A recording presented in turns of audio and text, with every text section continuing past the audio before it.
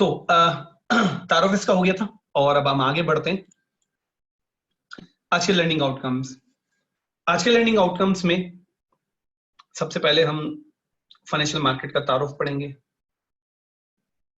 इसमें आपका career prospect भी साथ साथ डिस्कस होता रहेगा। उसके बाद ऑनलाइन ट्रेडिंग प्लेटफॉर्म जिस पर हम ट्रेडिंग करते हैं और उसके कुछ फीचर से बात होगी। आखिर में फाइनेंशियल प्रोडक्ट्स कौन कौन सी ट्रेड हो रही होती हैं, इसमें कितने किस्म के प्राइस चार्ट्स होते हैं और ऑर्डर टाइप्स। ये आज के वेबिनार के आउटकम्स हैं। What is forex? फॉरेक्स क्या है? फॉरेक्स दो वर्ड से मिलकर बना है, FOR और EX। Just minute. हाँ जी। सो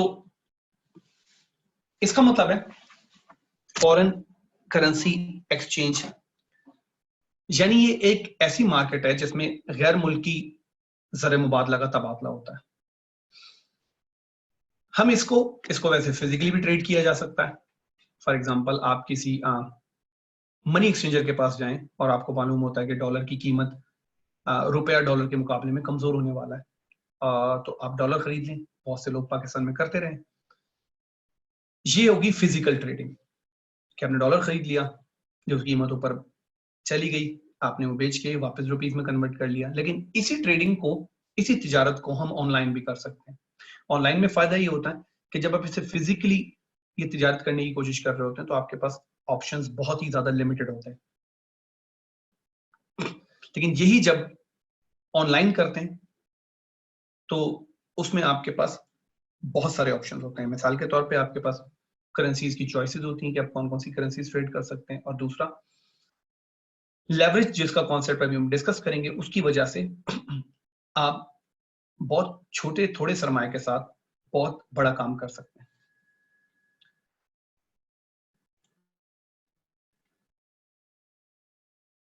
फॉरेक्स ऑनलाइन ट्रेडिंग है क्या?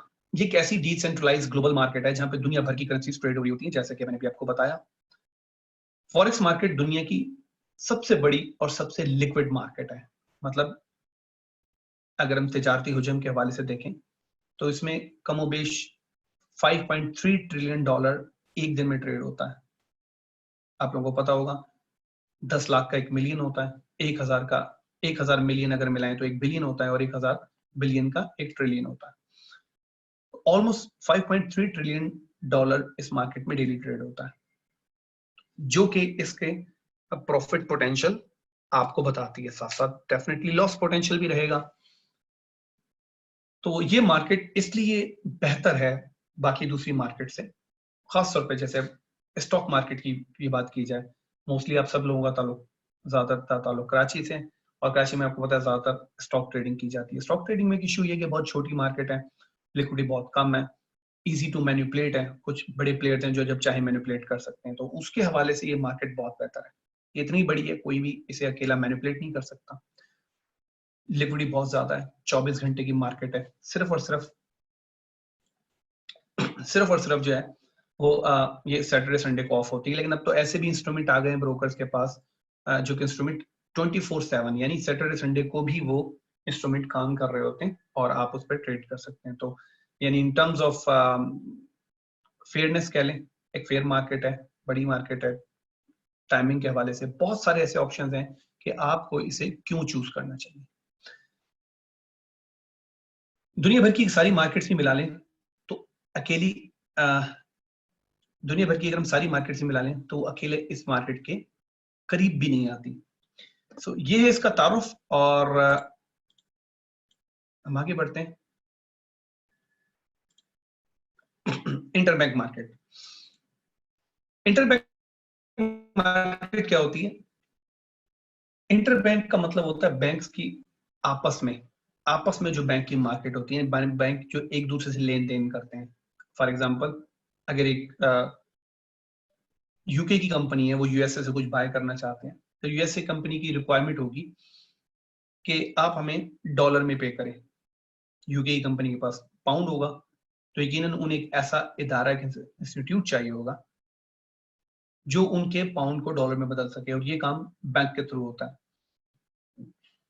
वो यकीनन किसी यूके बेस्ड बैंक के पास जाएंगे, उनसे पाउंड डॉलर में बदलवाएंगे, और वो बैंक जब उसके पास डॉलर चले जाएंगे, पाउंड आ जाएंगे, तो ऐसा पॉसिबल है कि सेम टाइम यूएस की कोई कंपनी यूके से कोई सर्विसेज या गुड्स बाय करना चाहे और वो अपने डॉलर को पाउंड में बदलवाए, तो इन दोनों बैंकों के पास ये रीजन होगा कि वो दोनों करेंसी आपस में एक्सचेंज, यानी दोनों बैंकों की रिक्वायरमेंट होगी कि वो करेंसी को एक्सचेंज कर सके। तो बैंक डेफिनेटली जब किसी ऐसे इदारे के साथ, जब बैंक किसी एक शख्स के पास, एक कंपनी के साथ एक्सचेंज करता है, तो वो इसकी एक्सचेंज फीस लेता है। जब आपस में भी एक्सचेंज करते हैं उसकी भी फीस होती है, लेकिन इनकी फीस निस्बतन कम होती है। तो जब बैंक इस तरह से बैंक के पास डिफरेंट मुल्क, डिफरेंट कंट्रीज की करेंसी जमा होती है जो आपस में वो एक्सचेंज करते हैं, इसको इंटरबैंक मार्केट कहा जाता है। 1990 से पहले इसमें सिर्फ बड़े बैंक्स और फाइनेंशियल इंस्टीट्यूशंस थे, इसे इंटरबैंक मार्केट कहा जाता है। ये आज भी फॉरेक्स मार्केट का सबसे टॉप लेवल है। यानी हम जो ट्रेड कर रहे होते हैं ना, हम जो भी कंप्यूटर बैठ के ट्रेड कर रहे होते हैं, दूसरी तरफ ये बैंक्स होते हैं। ये बैंक्स होते हैं जिन्होंने अपनी फिजिकल मार्केट ट्रांजैक्शन को भी फॉरेक्स मार्केट में हेज किया होता है। ये हम मजीद अगली क्लासेस में जाएंगे तो उसमें मैं आपको डिटेल से पढ़ाऊंगा। अच्छा, ये मार्केट हमेशा एक एलीट इंस्टीट्यूशंस का ग्रुप था, कोई रिटेल इन्वेस्टर्स एक्सेस नहीं कर सकता था। रीजन ये होता था कि उसको इतना ज्यादा सरमाया चाहिए होता था कि उस सरमाए की रिक्वायरमेंट नहीं ज्यादा होती थी कि कोई रिटेल ट्रेडर या कोई छोटी कंपनी या कोई छोटा इदारा इसमें पार्टिसिपेट नहीं कर सकता था, और ये सिर्फ एक बड़े ग्रुप्स के दरमियान ही रही 90 से पहले। फिर ऐसा क्या हुआ कि ये जो है ये छोटे ग्रुप्स के दरमियान आ गई, यानी इसमें रिटेल ट्रेडर भी शामिल हो गए।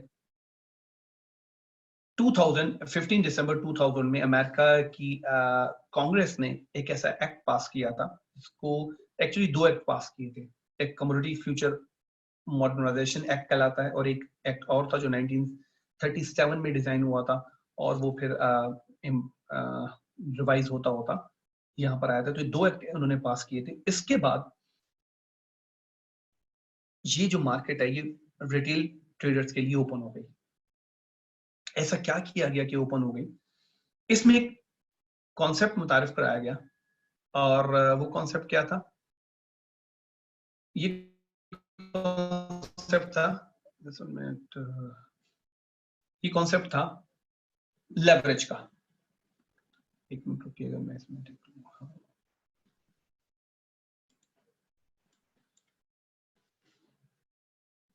जस्ट 1 मिनट, मैं सिर्फ पेन सिलेक्ट कर रहा हूँ। हाँ, ये आ गया मेरे पास पेन आ गया।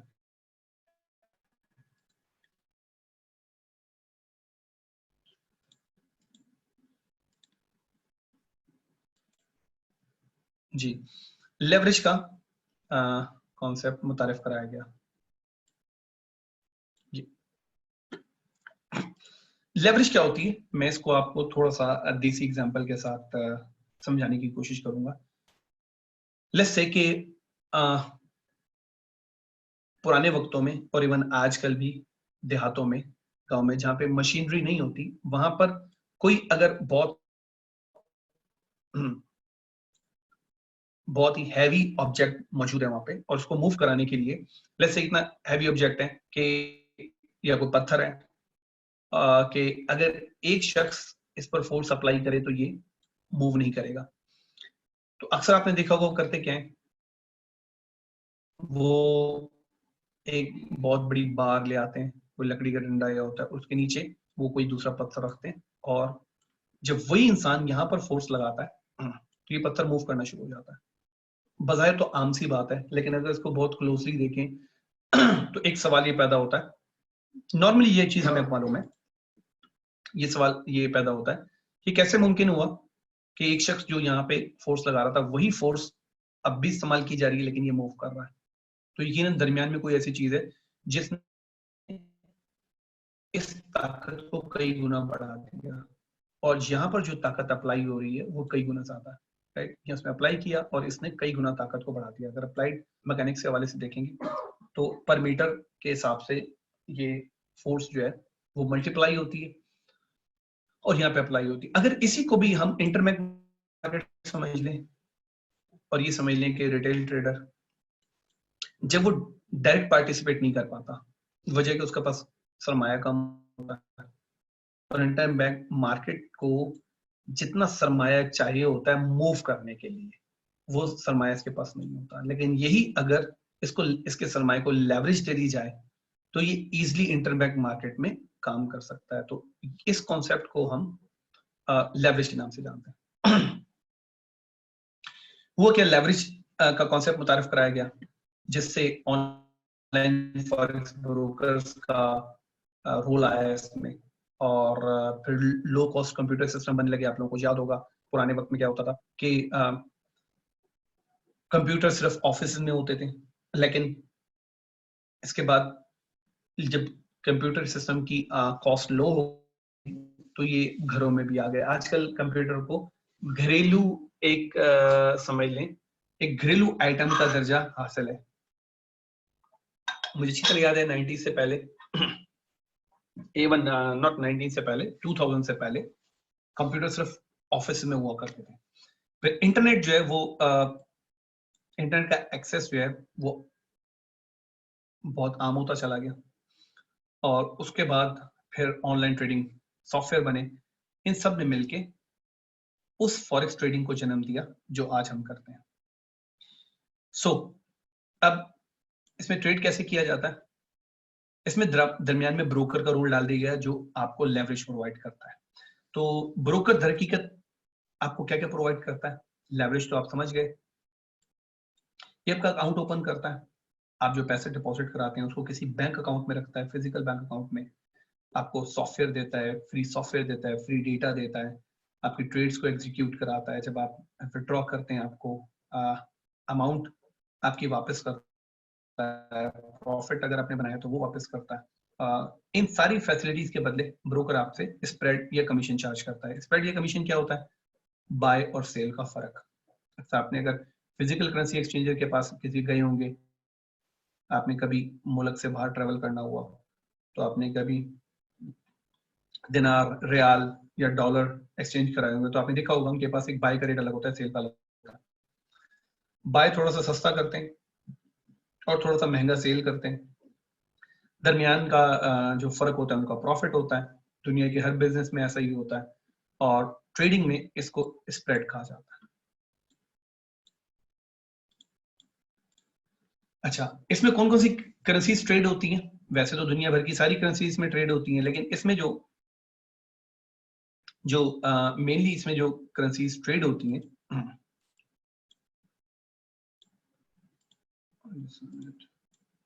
ये आपको जो नजर आ रही है 8 करेंसीज, ये इस मार्केट में ट्रेड होती है। सबसे पहले American dollar, United state dollar, इसका निक नेम बक या ग्रीन बैक भी कहा जाता है इसे। जो इस करेंसी को प्रिंट करता है, उसकी मनी सप्लाई को कंट्रोल करता है, वो अमेरिका का सेंट्रल बैंक है जिसका नाम फेडरल बैंक ऑफ अमेरिका है। ये 12 बैंकों से मिलकर एक बैंक बना है, इनका हेड न्यूयॉर्क का बैंक है। ये डॉलर को प्रिंट करते हैं और इसकी मनी सप्लाई को कंट्रोल करते हैं। उसके बाद हमारे पास यूरो है जिसका निकनेम फाइबर है। इसका जो सेंट्रल बैंक है, यूरोपियन सेंट्रल बैंक, जो इसकी मनी सप्लाई कंट्रोल करता है और इसको प्रिंट करता है। फिर उसके बाद ग्रेट ब्रिटेन पाउंड, इसका निकनेम स्टर्लिंग या इसे केबल भी कहते हैं। बैंक ऑफ इंग्लैंड वो इदारा है जो पाउंड को प्रिंट करता है और उसकी मनी सप्लाई को कंट्रोल करता है। उसके बाद जापानीज येन, निकनेम इसका येन है। बैंक ऑफ जापान वो सेंट्रल बैंक है जो इसकी मनी सप्लाई को कंट्रोल करता है और उसको प्रिंट करता है। फिर Swiss franc, nickname Swissie. Swiss national bank की वो इदारा है जिसको प्रिंट करता है, इसकी मनी सप्लाई कंट्रोल करता है। उसके बाद ऑस्ट्रेलियन डॉलर, इसको ऑजी कहा जाता है शॉर्ट में। रिजर्व बैंक ऑफ ऑस्ट्रेलिया वो बैंक है जो ऑस्ट्रेलियन डॉलर को प्रिंट करता है और उसकी मनी सप्लाई कंट्रोल करता है। उसके बाद हमारे पास न्यूजीलैंड डॉलर, इसको शॉर्ट में हम कीवी कहते हैं, ये इसका निकनेम है। RBNZ, reserve bank of New Zealand, वो इदारा है जो इसको प्रिंट करता है, उसकी मनी सप्लाई कंट्रोल करता है। इसके बाद कैनेडियन डॉलर, निकनेम इसका, इसको लूई कहते हैं। और bank of England, bank of Canada, वो इदारा है जो इसकी मनी सप्लाई को कंट्रोल करता है और इसे प्रिंट करता है। इसके अलावा भी बहुत सारी करेंसीज ट्रेड, दुनिया भर की करेंसीज ट्रेड हो रही होती है, लेकिन ये मेजर करेंसीज होती है। यानी दुनिया यानी सबसे ज्यादा ट्रेडिंग, मेजर क्यों कहते हैं, सबसे ज्यादा ट्रेडिंग इनके अंदर हो रही होती है, इनका ट्रेडिंग वॉल्यूम सबसे ज्यादा होता है। अच्छा, अब आते हैं एक और कॉन्सेप्ट पे, ट्रेडिंग इन पेयर्स। जो भी तिजारत होती है हमेशा पेयर की सूरत में होती है। जब भी आप किसी अपने दोस्त रिश्तेदार को बताएं कि आप ट्रेडिंग करते हैं और वो थोड़ा सा जानना चाहें, तो अक्सर आपने देखा होगा, आपसे पूछेंगे जी आपने यूरो कितने का बाय कर रहे हैं, डॉलर कितने का बाय कर रहे हैं। और एक कॉन्सेप्ट रहता है जहन में कि शायद एक करेंसी को अकेला बाय किया जा रहा है।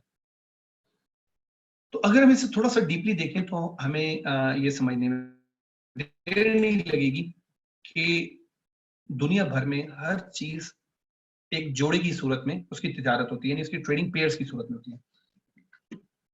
पुराने तो में बार्टर सिस्टम होता था, जब करेंसी नहीं होती थी, कोई भी एक कमोडिटी या गुड को एक्सचेंज किया जाता था दूसरी कमोडिटी या गुड के बदले में। मिसाल के तौर पे चावल की एक बोरी देके गंदम की 2 बोरी ले ली, तो क्या हुआ, वो चावल और गंदम का पेयर हो गया। या अगर लाइव स्टॉक में तो 5 बकरियां देके एक भैंस ले लिया, एक भैंस देके 5 बकरियां ले ली, तो वो उसका पेयर हो गया, यानी उसका एक्सचेंज रेट हो गया, एक भैंस के मुकाबले में 5 बकरियां। पहले तिजारत ऐसी होती थी जब करेंसीज नहीं होती थी, पुराने वक्तों में। आज के दौर में भी ट्रेडिंग पेयर की सूरत में होती है। फॉर एग्जांपल, छोटी सी एग्जांपल ले कि कार और पीकेआर का पेयर बना ले हम।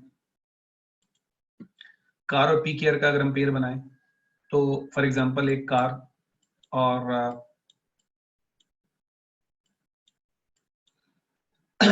25 लाख रुपए में आ रही है, तो एक कार के बदले में आपको 25 लाख रुपए मिलेंगे, या अगर आपके पास 25 लाख हैं तो आपको एक कार मिल सकती है। यानी इन ईदर वे आप इसकी तिजारत कर सकते हैं। तो ये भी पेयर की सूरत में होती है। इस तरह दुनिया में पुराने वक्तों में भी, आज के दौर में भी ट्रेडिंग हमेशा पेयर की सूरत में होती है। तो इस मार्केट में भी ट्रेडिंग पेयर की सूरत, क्योंकि कोई भी आपके पास एक वैल्यू है ना, आप कैसे अंदाजा करेंगे इसकी कदर कीमत क्या है, आप यकीनन इसको किसी दूसरी वैल्यू के साथ कंपेयर करेंगे और फिर इसको रेफरेंस पॉइंट बना के आप इसकी वैल्यू लगाएंगे। इस सूरत में ये दोनों एक पेयर की सूरत इख्तियार कर लेंगी। यही पेयर इस मार्केट में भी होते हैं, जैसे euro USD, pound USD, USD JPY, USD CHF, AD USD, NZD USD and USD CAD. Again इसको फाइबर कहते हैं, निकनेम इसको केबल कहते हैं, इसको यन, ये स्विसी कहलाता है, ये ऑजी कहलाता है, ये कीवी कहलाता है, और ये लूनी, ये इनके निकनेम है जो भी मैंने आपको बताया। अच्छा, जनरली नॉर्मल लाइफ में हमारे पास जो चीज होती है हम उसी को ही सेल कर सकते हैं। मिसाल के तौर पे मेरा गाड़ी है, मैं उसको सेल कर, मेरे पास लेट्स से कोई भी कंप्यूटर है, मैं उसको सेल कर, मोबाइल है, मैं उसको सेल कर सकता हूँ। लेकिन ट्रेडिंग में आपके पास जो चीज मौजूद नहीं है आप उसको भी सेल कर सकते हैं, जो कि शॉर्ट सेलिंग कहलाती है। किस तरह, इसका कॉन्सेप्ट मैं आपको समझाता हूँ। फॉर एग्जांपल हमारे पास ये पेयर है यूरो यूएसडी, राइट। जब भी हम ट्रेड कर रहे होंगे हमारे ऊपर सिस्टम में एक बाय का बटन आ रहा होगा और एक सेल का बटन आ रहा होगा, राइट। अगर हमारे टेक्निकल एनालिसिस हमें ये बताते हैं कि इस पेयर की प्राइस ऊपर जाने वाली है, तो ये तो बड़ा सिंपल है कि आप यहाँ पे बाय कर लें, बाय का बटन दबा के, और यहाँ पे ट्रेड को एग्जिट कर दें, आप प्रॉफिट में एग्जिट हो जाएंगे। तो जब प्राइस ऊपर जा रही है चार्ट में, तो हो क्या रहा है, हकीकत हो ये रहा है कि यूरो की कदरों कीमत डॉलर के मुकाबले में बढ़ रही है। हम इसे ये भी कह सकते हैं पलट के कि डॉलर की कदर कीमत यूरो के मुकाबले में कम हो रही है, ठीक है, या तो एक काम हो रहा है या दूसरा काम हो रहा है या दोनों एक साथ हो रहे हैं। जब ये होता है तो इसके जो प्राइस चार्ट है उसमें कीमत ऊपर की तरफ जाने लगेगी। इसी को अगर हम घुमा के देख लें कि जब मार्केट प्राइस नीचे आ रही है तो दर हकीकत हो क्या रहा है? हो ये रहा है डॉलर की कदर कीमत यूरो के मुकाबले में बढ़ रही है। हम ये भी कह सकते हैं यूरो की कदर कीमत डॉलर के मुकाबले में कम हो रही है, राइट। ऐसी सूरत में हम क्या करते हैं, क्योंकि यूरो की कदर कीमत डॉलर के मुकाबले में कम हो रही थी, अगर सेल का बटन हम दबाएं तो शायद जो बिल्कुल जिन्होंने अभी ट्रेडिंग स्टार्ट की है वो थोड़ा कंफ्यूज हो जाए कि यार हमने तो यूरो खरीदा ही नहीं था, तो हम सेल कैसे, डायरेक्टली सेल कैसे कर सकते हैं जब हमारे पास मौजूद ही नहीं है। तो दर हकीकत इसका इंपैक्ट जा क्या रहा है, जब सेल का बटन दबा रहे हैं तो दर हकीकत डॉलर बाय हो रहा है, डॉलर की वैल्यू बाय हो रही है यूरो की वैल्यू के अगेंस्ट। और जब प्राइस नीचे आ रही है तो हो क्या रहा है डॉलर की वैल्यू यूरो के अगेंस्ट बढ़ रही है, या ये कह सकते हैं यूरो की वैल्यू डॉलर के अगेंस्ट गिर रही है। तो ऐसी सूरत में जब हम यहाँ से सेल का बटन दबाएंगे तो होगा क्या, डॉलर बाय हो जाएगा यूरो के अगेंस्ट, और जितना प्राइस नीचे आती रहेगी डॉलर की कीमत में इजाफा होता रहेगा यूरो की कीमत के मुकाबले में, यूरो की वैल्यू के मुकाबले में। और जब एग्जिट करेंगे तो दर हकीकत अब डॉलर को सेल कर रहे हैं, यहाँ पे आपने डॉलर बाय किया होगा और यहाँ पे डॉलर सेल कर रहे होंगे। सो जस्ट पोलैरिटी चेंज होती है, जिसकी वजह से हम गिरती मार्केट में भी पैसा बना सकते हैं, चढ़ती मार्केट में भी।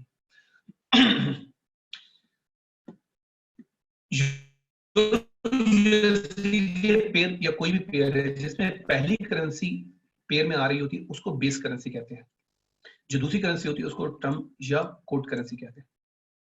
यकीनन इन सब का एक एक्सचेंज रेट होता है। एक्सचेंज रेट क्या है, अगर आप यहाँ पे देखें तो ये इनका एक्सचेंज रेट है। फॉर एग्जांपल ये इसका एक्सचेंज रेट है। इस एक्सचेंज रेट का मतलब क्या है, इसका मतलब ये कि एक यूरो की जो कदर कीमत है, डॉलर की अगर कदर कीमत लगाई जाए तो इतनी बनती है। ये इसका मतलब है कि एक यूरो के कितने डॉलर आएंगे, 1.2215। अब तो खैर रेट इसका कम है, लेकिन ये एग्जांपल के तौर पे आपको बता रहा हूं। तो ये रेट दर हकीकत आ रहा होता है। ये कह लें कि अगर $1 आपको 1.22 डॉलर आप पे करेंगे तो आपको एक यूरो मिलेगा। ट्रेड कैसे होती है,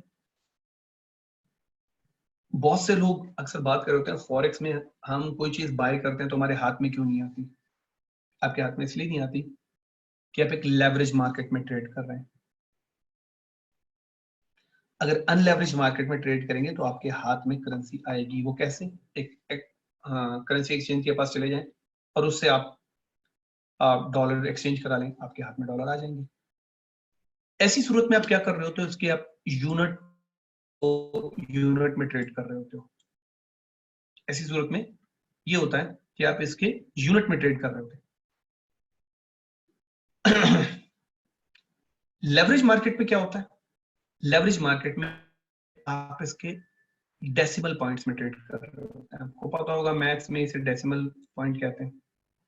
ये पहला डेसिमल पॉइंट कहलाता है, ये दूसरा डेसिमल पॉइंट कहलाता है, ये तीसरा डेसिमल पॉइंट कहलाता है, चौथा डेसिमल पॉइंट कहलाता है। आप यूनिट की बजाय जितने ज्यादा डेसिमल पॉइंट्स में जाते रहेंगे मार्केट की मूवमेंट उतनी फास्ट होती रहेगी और उतना ही कम पैसे से आप जो है पूरी यूनिट को बाय कर सकेंगे।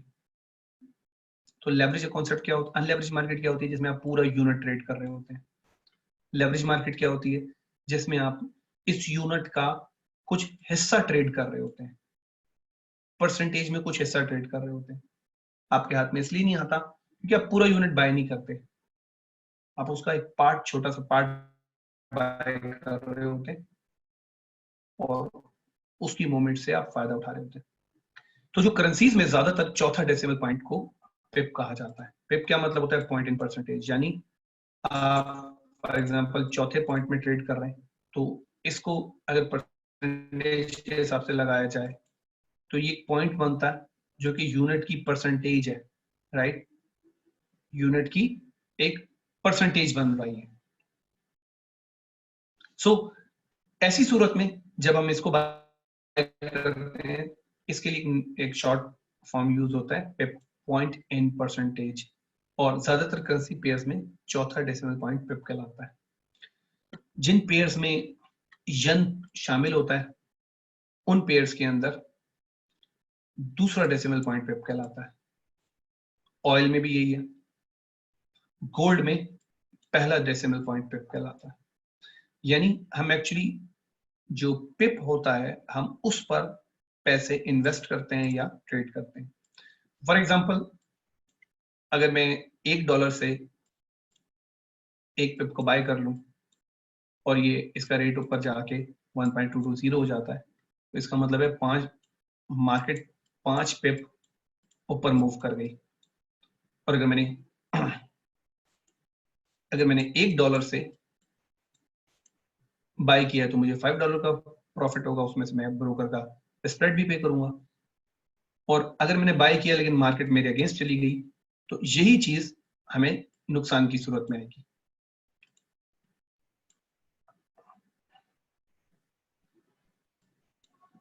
ठीक है। और इसी तरह अगर हम इसको हमारे टेक्निकल एनालिसिस ये बताते हैं कि प्राइस नीचे की तरफ जाने वाली है और हम इसको सेल कर देते हैं $1 के साथ, और ये नीचे चली जाती है, अगेन हमें $5 का फायदा होगा, इसमें से हम ब्रोकर का स्प्रेड पे। और अगर ये हमारे तजदीे के अगेंस्ट चली जाती है तो हमें नुकसान होगा। तो दरहकीकत इस मार्केट में इस तरीके से पिप पे हम पैसे इन्वेस्ट करके या पिप को बाय करके हम ट्रेड करते हैं। ये हमारी चॉइस होती है कि मैं इसे 10 सेंट से बाय करूं, मैं इसको $1 से बाय करूं, मैं इसको $10 से बाय करूं। ये भी चॉइस होती है कि मैं इस पे कितने पैसे इन्वेस्ट करूं। अब कुछ इस्तेलाहात जो ट्रेडिंग में इस्तेमाल की जाती हैं, स्प्रेड या कमीशन, ये तो मैं आपको बता चुका हूं, ज्यादा डिटेल में नहीं जाएंगे, बस सिंपली हम ये समझेंगे कि बाय और सेल का फर्क होता है। क्योंकि अगर दुनिया में कोई भी तिजारत, अगर बाय भी एक प्राइस पे करें सेल भी एक प्राइस पे करें तो आपको प्रॉफिट नहीं होगा। दुनिया भर का बिजनेस मॉडल का जो बेस वो यही होती है कि बाय लो सेल हाई, और दरमियान का आप अपना प्रॉफिट रखते हैं जिसको हम स्प्रेड कहते हैं। कुछ ब्रोकर स्प्रेड नहीं लेते या बहुत कम लेते हैं तो एक और चार्ज करते हैं जिसको कमीशन कहते हैं। यानी इधर वे ब्रोकर आपसे अपने सर्विस चार्ज लेता है। उसके बाद आता है लेवरेज कॉन्सेप्ट, जो अभी हमने बिल्कुल देसी स्टाइल में डिस्कस किया था, लेकिन अब मैं आपको ये बताता हूं कि ये कॉन्सेप्ट है क्या। जब भी आप अकाउंट खोलने लगते हैं, अभी मैं आपको दिखाऊंगा अभी, तो ब्रोकर आपसे ये पूछता है आपको लेवरेज क्या रखनी है। 100 to 1 का क्या मतलब होता है? 100 to 1 का ये मतलब होता है, अगर ब्रोकर आपको कहते हैं 100 to 1 लेवरेज में आपको ऑफर कर रहा हूं, तो ब्रोकर इसका मतलब ये कि ब्रोकर कह रहा है कि मैं जो भी आप अमाउंट अकाउंट में डालोगे मैं उसे 100 से ज़रब दे दूंगा। 100 to 1 का ये मतलब होता है।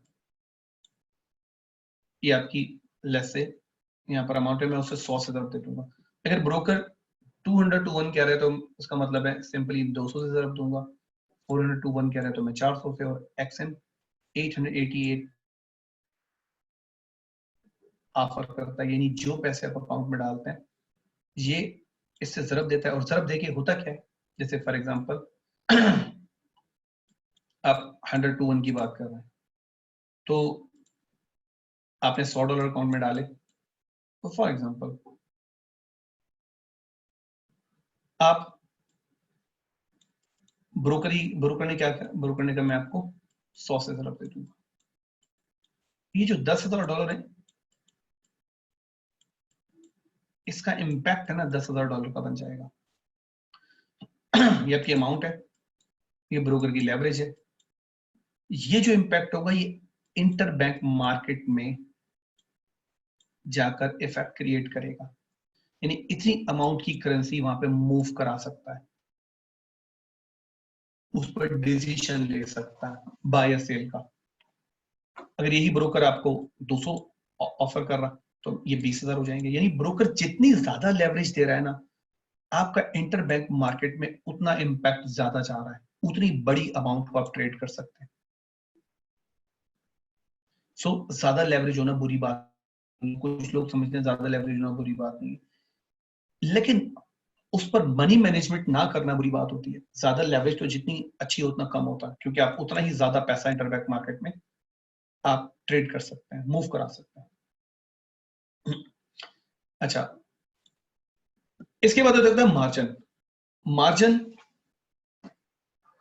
थोड़ा सा ट्रिकी होता है, इसे समझना थोड़ा सा मुश्किल है, लेकिन मैं आपको सिर्फ इंफॉर्मेशन के लिए बताऊंगा।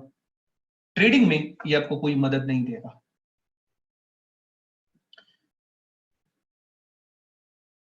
मार्जिन कैसे कैलकुलेट किया जाता है? जितना लेवरेज बड़ी होती जाएगी ना, मार्जिन रिक्वायरमेंट उतना कम होती चली जाएगी। तो अच्छी बात है, ज्यादा लेवरेज होना अच्छी बात है कि लेवरेज जितना बढ़ेगी मार्जिन उतना कम होगा। लेवरेज जितना कम होती चली जाएगी ना, मार्जिन उतना बढ़ता चला जाएगा। मार्जिन रिक्वायरमेंट होती क्या है? ये ब्रोकर आपसे रिक्वायर्ड करता कि इतना पैसा आपके पास होना चाहिए।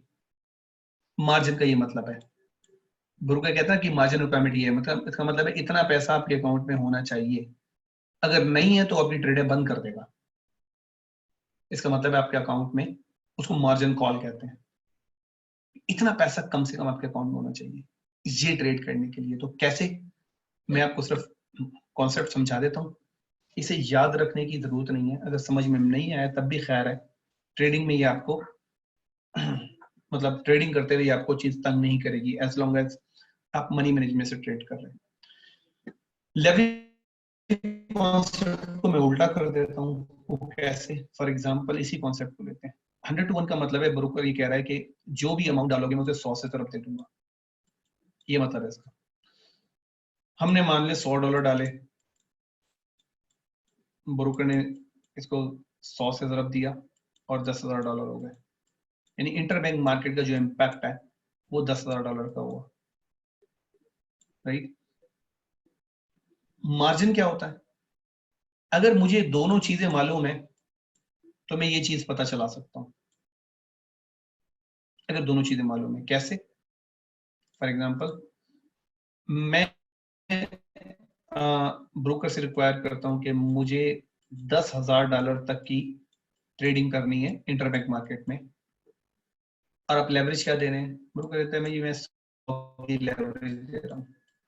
आप इजिली मार्जिन रिक्वायरमेंट कैलकुलेट कर सकते हैं कि मार्जिन रिक्वायरमेंट क्या है।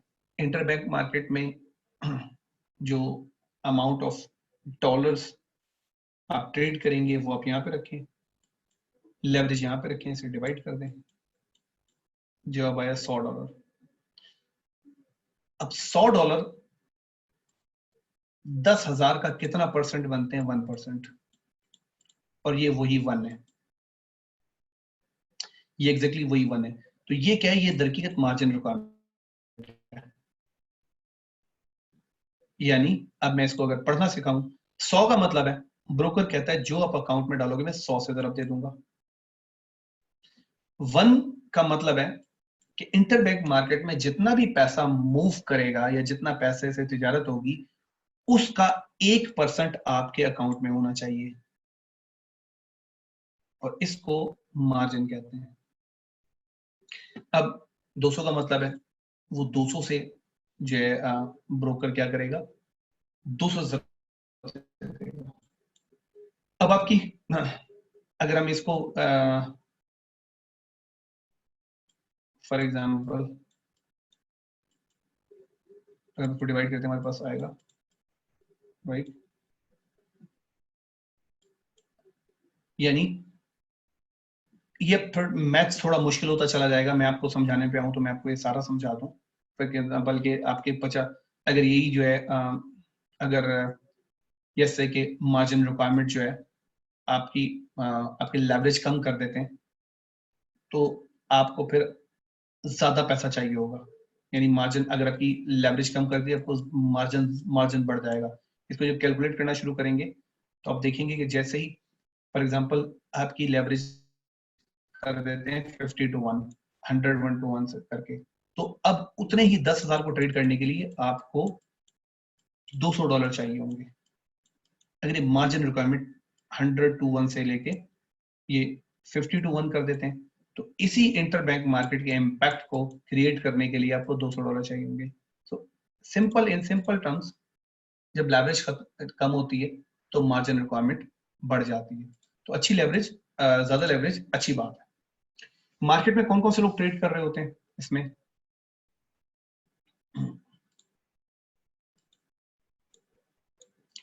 गवर्नमेंट्स होती हैं, उनके सेंट्रल बैंक होते हैं, फिर इंटर बैंक मार्केट के बैंक्स होते हैं जिनको मार्केट मेकर या लिक्विडिटी प्रोवाइडर कहा जाता है, और बड़े फाइनेंशियल इदारे, बड़ी कंपनीज होती है जैसे लाइक इंडिया में टाटा, बिरला, ये अपने ऑर्डर्स को हेज करने के लिए आती हैं। इन्वेस्टमेंट फंड्स होते हैं जिनके पास ज्यादा पैसा होता है, वो प्रोफेशनल ट्रेडर्स को हायर करते हैं।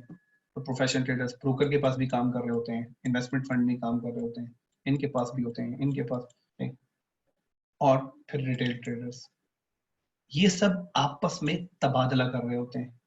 एक बाय कर रहा है, दूसरा सेल कर रहा है, दूसरा सेल कर रहा है, पहले वाला बाय कर रहा है, तो इनके दरमियान पैसा सिर्फ हाथ बदलता है। अच्छा, अब हम चलते हैं प्लेटफॉर्म की तरफ।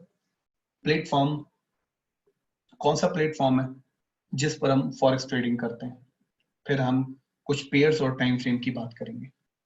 अब प्रोग्राम के आखिर में आपके सवाल लेंगे, मैं प्रेफर करूंगा कि आप पेन और पेपर लेके बैठें और अपना सवाल नोट कर लेंगे, जो भी सवाल होगा फिर आखिर में आपके सवाल जो प्रोग्राम हम यूज करते हैं, सबसे मोस्ट कॉमन जो प्रोग्राम है उसका नाम है मेटा ट्रेडर 4, शॉर्ट में से MT4 भी कहा जाता है। डाउनलोड करने का तरीका आपको मैं बता देता हूँ।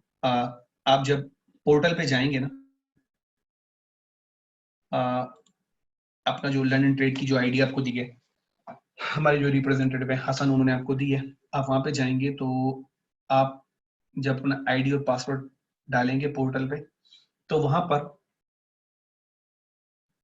पेज ओपन हो जाएगा, उसमें रियल अकाउंट और डेमो अकाउंट है। आप डेमो अकाउंट पर क्लिक कर दें, डेमो अकाउंट पर क्लिक कर दें, आपके सामने एक फॉर्म ओपन हो जाएगा। फॉर्म कैसा होगा मैं आपको दिखा देता हूँ अभी। just 1 minute।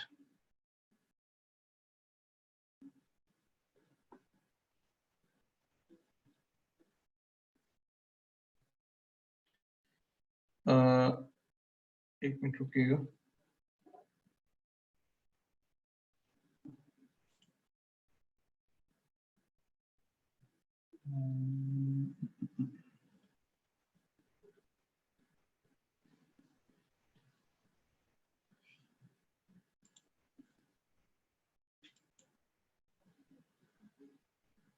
चले, मैं आपको जो है वो अभी एक्चुअली ब्राउजर ओपन नहीं हो रहा है और I am not finding the way. Just 1 minute.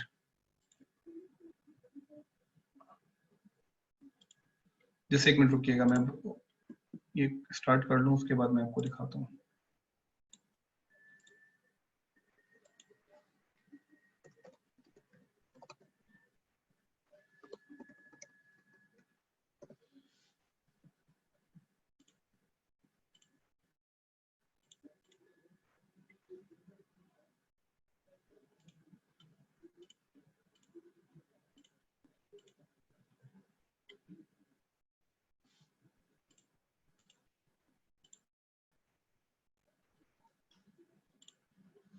जी, अब आपको ये नजर आ रहा होगा, open a demo trading account. आप इस पर क्लिक करेंगे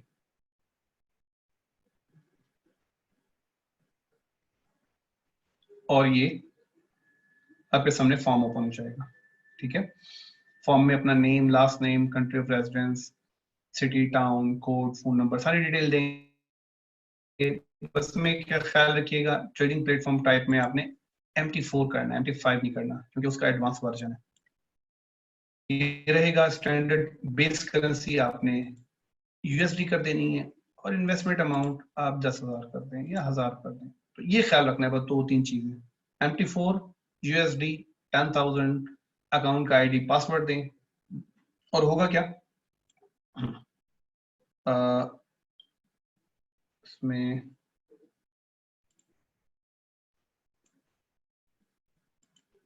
होगा ये कि आपको एक ईमेल आ जाएगा, ठीक है, ब्रोकर की तरफ से आपको एक ईमेल आ जाएगा, और इस ईमेल में आपके सामने एक बटन आएगा, ओपन अ डेमो अकाउंट, उस पर क्लिक करें। एक दूसरा ईमेल आएगा, जब ओपन डेमो अकाउंट आप कर लेंगे, आपको एक ईमेल आएगा जिसपे कंफर्म ईमेल एड्रेस लिखा होगा, उसको क्लिक करेंगे, आपके पास एक ईमेल आ जाएगा जिसमें आपके अकाउंट की डिटेल होंगी। एक्सएम का ट्रेडिंग प्लेटफॉर्म का डाउनलोड करने का बटन होगा, उसे आप डाउनलोड करेंगे, इंस्टॉल करेंगे, और जब स्टार्ट करेंगे तो आपके सामने ये स्क्रीन आ जाएगी। स्क्रीन में यहाँ पे आपको दिखा भी देता हूँ।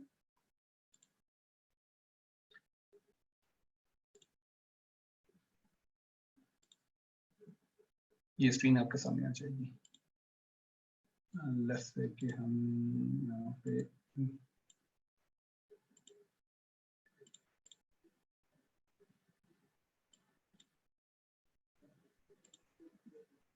कुछ इस तरह से आपके सामने स्क्रीन आ जाएगी, राइट।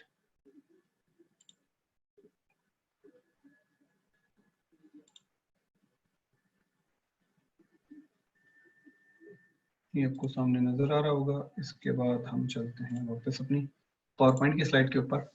अच्छा, इसके कुछ बेसिक फीचर्स हैं जिन पे हम बात करते हैं, जो आप इस्तेमाल कर रहे हैं करेंगे जब साथ साथ ये कि आपको गाइडेंस भी दी जाएगी। इसी प्रोग्राम के तहत हमने एवरी अल्टरनेट डे गाइडेंस के लिए प्रोग्राम रखा है, तो जो भी जिनको इश्यूज हो, हमारे रिप्रेजेंटेटिव्स अवेलेबल होंगे आप लोगों को हेल्प करने के लिए, जस्ट बिकॉज आपको वही इन्वायरमेंट मिल सके जो फिजिकल क्लासेस में था। तो कल आप जो कांटेक्ट कर लीजिएगा, अगर प्रोग्राम चलाने में, ऑपरेट करने में कोई इश्यू आ रहा हो, बिला झिझक आप पूछ सकते हैं। आप लोगों का ग्रुप्स मौजूद हैं, वहाँ पे पूछ सकते हैं और हम आपको अटेंड करके बताएंगे। अच्छा, इसमें इसकी मेन विंडो है, कंट्रोल कहाँ पर है,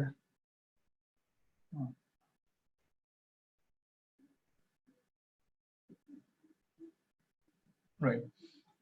मेन विंडो जो आपके सामने नजर आ रही है, उसके बाद menu bar, drop down menu bar है। इसमें आप क्लिक करेंगे तो डिफरेंट ऑप्शंस ओपन होते हैं। आइकन बार, ये आइकन्स यहाँ पर मौजूद हैं। फिर चार्ट एरिया। आइकन्स बार में क्या होता है कि जो क्विक एक्सेस बटन होते हैं, मेन्यू बार में जो ड्रॉप डाउन मेन्यू में जो ऑप्शन होते हैं वही आइकन बार्स में मौजूद होते हैं, यानी क्विक एक्सेस के लिए। चार्ट एरिया जिसमें प्राइस की इंफॉर्मेशन आ रही होती है। मार्केट वॉच, ब्रोकर अपने सर्वर पर जितने भी पेयर्स ट्रेडिंग के लिए आपको ऑफर दे रहा होता है, उनकी लिस्ट आ रही होती है और उनके बाय और सेल प्राइसेस आ रही होती है। नेविगेटर, इसमें अगेन डिफरेंट ऑप्शंस होते हैं जो मैं आपको बताने वाला हूँ, और इसमें आपके अकाउंट्स भी लॉगिन होते हैं, उसकी इंफॉर्मेशन आ रही होती है। आखिर में टर्मिनल नीचे जिसमें आपकी रनिंग ट्रेड्स, आपकी ट्रेडिंग हिस्ट्री, ये सारी इंफॉर्मेशन आ रही होती है। अच्छा, थोड़ा सा प्लेटफॉर्म का तारुफ ले लेते हैं हम।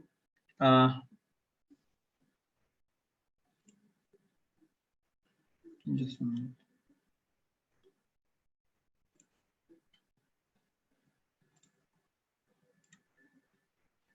राइट, अब इंफॉर्मेशन आपको जा रही है। अच्छा, इसमें अगर हम देखें, वैसे तो बहुत डिटेल्ड है, मतलब बहुत सारे एडवांस ऑप्शंस भी हैं इसमें, बहुत सारे एडवांस ऑप्शंस हैं। तो जब आप उस लेवल पर जाएंगे, साथ साथ आपको जो रहनुमाई गाइडेंस प्रोवाइड की है इसमें हमको बताते रहेंगे। इसमें मैं आपको मेन ऑप्शंस में आऊंगा जिन ऑप्शन से आपका ताल्लुक और वास्ता पड़ेगा। अगर फाइल के ऑप्शन में जाएं, इनमें जो इंपॉर्टेंट ऑप्शन है, इनमें ओपन डेटा फोल्डर, ये फिलहाल अभी आपको जरूरत नहीं पड़ेगी, क्योंकि जब आप एडवांस लेवल पर जाएंगे तो इसका कॉन्फ़िगरेशन जो जितनी भी है, इसका MT4 का जो डेटा फोल्डर होता क्या है कि MT4 की जितनी भी जरूरी फाइल्स होते हैं, इसका डेटा इस फोल्डर में होता है। तो इसकी फंक्शनैलिटी को इंक्रीज करने के लिए अगर आप कुछ ऐड करना चाहते हैं उसके लिए इस्तेमाल होता है। बाकी इसमें जो इम्पोर्टेंट है वो log in to trade account है। आपकी जो इंफॉर्मेशन होती है यहाँ पर मौजूद होती है। आप यानी आपके पास जो इंफॉर्मेशन मौजूद होती है जिसमें आपके पास ब्रोकर की तरफ से ईमेल आता है, आपका सर्वर बताया जाता है, लॉगिन बताया जाता है, पासवर्ड आपको मालूम होता है।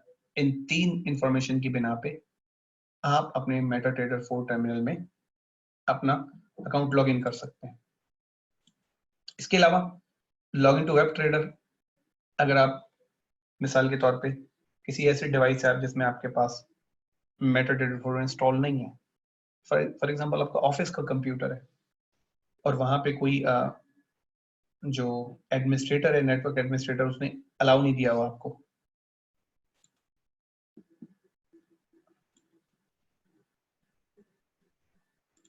आई थिंक सर नाजिश भी हमारे साथ ज्वाइन किया।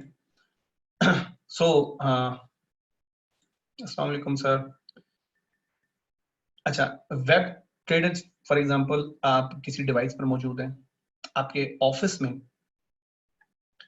एडमिनिस्ट्रेटर ने अलाउ नहीं किया हुआ, तो आप वेबसाइट पर भी लॉग इन कर सकते हैं। वहां पे बिल्कुल यही आपको यूजर इंटरफेस मिल रहा होगा। उसके बाद log in to MQL5 community. ये एक ऐसी कम्युनिटी वेबसाइट है जिसमें जो मेटाकोड्स वो कंपनी है जिसने जिसने ये सॉफ्टवेयर बनाया है। उन्होंने एक कम्युनिटी वेबसाइट बनाई हुई है जहां पर नए और पुराने ट्रेडर्स मिल सकते हैं और एक दूसरे से सर्विसेज एक्सचेंज कर सकते हैं। फॉर एग्जांपल कोई अच्छे सिग्नल दे रहा है या किसी ने अच्छे सॉफ्टवेयर बनाए हुए हैं, वो नए नए ट्रेडर्स उससे बाय कर सकते हैं, सर्विसेज को रेंट कर सकते हैं, बाय कर सकते हैं। ये वो कम्युनिटी है। उसके बाद व्यू में लैंग्वेजेस को हम इंग्लिश ही रखेंगे। टूल बार्स, ये सारी क्विक एक्सेस टूल बार्स हैं जिनमें यही ड्रॉप डाउन मेन्यू के जो बटन्स हैं वो क्विक एक्सेस पे हमें अवेलेबल होते हैं। फिर इसके बाद जो बहुत इंपॉर्टेंट चीजें इसमें, मार्केट वॉच, ये मैं आपको बता चुका हूँ, ये सब इनके शो एंड हाइड के ऑप्शन है। यानी ये जितने भी मेटाट्रेड 4 की ये साइड विंडोज हैं, आप इन्हें बंद कर सकते हैं, क्लोज कर सकते हैं, सारे यहाँ पर मौजूद हैं। ये जो आपको नजर आ रही है, जैसे इनके शॉर्टकट कीज भी हैं, इन पर भी आते हैं तो हम इन पर बात करते हैं। इंसर्ट में इसमें मोस्टली ड्राइंग टूल्स हैं। ड्राइंग टूल्स के अलावा इसमें एक और फंक्शनैलिटी होती है जिसको इंडिकेटर कहा जाता है। इंडिकेटर बेसिकली होता क्या है कि ये एक ऐसा एल्गोरिथम होता है जो प्राइस को डिफरेंट वे में कैलकुलेट कर रहा होता है और आपको ये विजुअल रिप्रेजेंटेशन के साथ दिखा रहा होता है। फॉर एग्जांपल अगर मैं यहाँ पे कुछ ऐड करूँ, लेट्स से स्टोकेस्टिक, अगर मैं ऐड करूँ तो आप देखें separate information, separate window open हो गई। इसमें एक ऐसा एल्गोरिथम जो इस प्राइस को कैलकुलेट कर रहा है और उसको विजुअल डिस्प्ले कर रहा है। टेक्निकल एनालिसिस में जब हम आगे बढ़ेंगे तो हम इंडिकेटर के साथ भी काम करना सीखेंगे। ये टेक्निकल एनालिसिस में हमें इजाफी मदद मुहैया करता है जिसकी बिना पे हम ट्रेडिंग डिसीजन लेते हैं। बाकी आपके पास ये सारे ड्राइंग टूल्स हैं, जैसे लाइंस, हॉरिजॉन्टल वर्टिकल लाइंस हैं, चैनल्स, अगर प्राइस अप ट्रेंड या डाउन ट्रेंड में एक चैनलिंग करती जा रही है उसके लिए चैनल इस्तेमाल होते हैं। ये सारे आने वाले टेक्निकल एनालिसिस में हम आपको सिखाएंगे। गेन अगेन एक बहुत बड़े ट्रेडर थे जिन्होंने अपने मेथड्स बनाए और उनके मेथड्स को, उनका ज्यादातर काम टाइम साइकिल्स पे,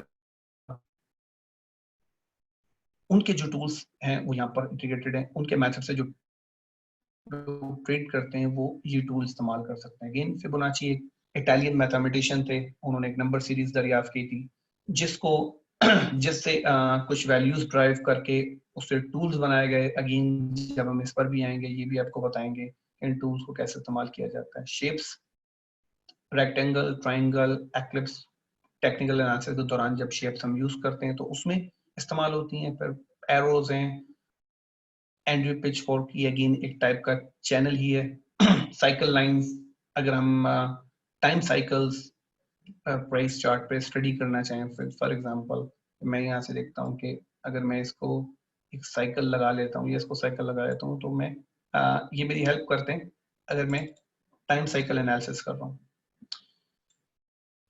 टेक्स्ट में टेक्स्ट आ जाता है। चार्ट में अगर आए इसमें डिफरेंट बार चार्ट्स हैं, ये भी मैं आपको आगे आने वाली स्लाइड्स में बताऊंगा। टाइम फ्रेम्स हम ये सबसे आखिर में डिस्कस करते हैं इसी आगे आने वाली वेबसाइट में, आगे आने वाली जो स्लाइड्स हैं उनमें डिस्कस करेंगे टाइम फ्रेम क्या होता है, इसकी इंपॉर्टेंस क्या होती है। टेम्पलेट क्या होता है? जब भी हम चार्ट ओपन करते हैं तो ये इस तरह से हमारे पास एक स्टैंडर्ड कलर सेटिंग में आ रहा होता है, कलर स्कीम में आ रहा होता है। हम इसकी कलर सेटिंग अपने हिसाब से चेंज कर सकते हैं। वो कैसे? अगर मैं राइट क्लिक करूं यहाँ पे और प्रॉपर्टीज में आऊं तो यहाँ पर कलर स्कीम मौजूद है। इसमें कुछ प्री डिफाइंड कलर स्कीम भी मौजूद होती हैं, जैसे मिसाल के तौर पे ब्लैक एंड व्हाइट, राइट। मैं चाहूं तो वो प्री डिफाइंड कलर स्कीम भी सेलेक्ट कर सकता हूँ और इस कलर स्कीम को कस्टमाइज भी कर सकता हूँ। जब मैं कस्टमाइज कर लूंगा तो यकीनन मैं ये चाहूंगा कि मैं जब भी कोई नया चार्ट खोलूं वो मेरी कलर उस पर वही मेरी कलर स्कीम अप्लाई हो जाए, रादर देन वही प्रोसेस में शुरू से स्टार्ट करूं। मैं उस कलर स्कीम को एक टेम्पलेट की सूरत में सेव कर सकता हूं। लेट्स से कि मैं यहाँ पे इसकी कलर स्कीम मैंने ये कर दी, राइट। इसमें से मैंने ग्रिड रिमूव कर दिया और यहाँ पे आके मैं कोई भी रैंडम कलर सेटिंग चूज कर लेता हूँ।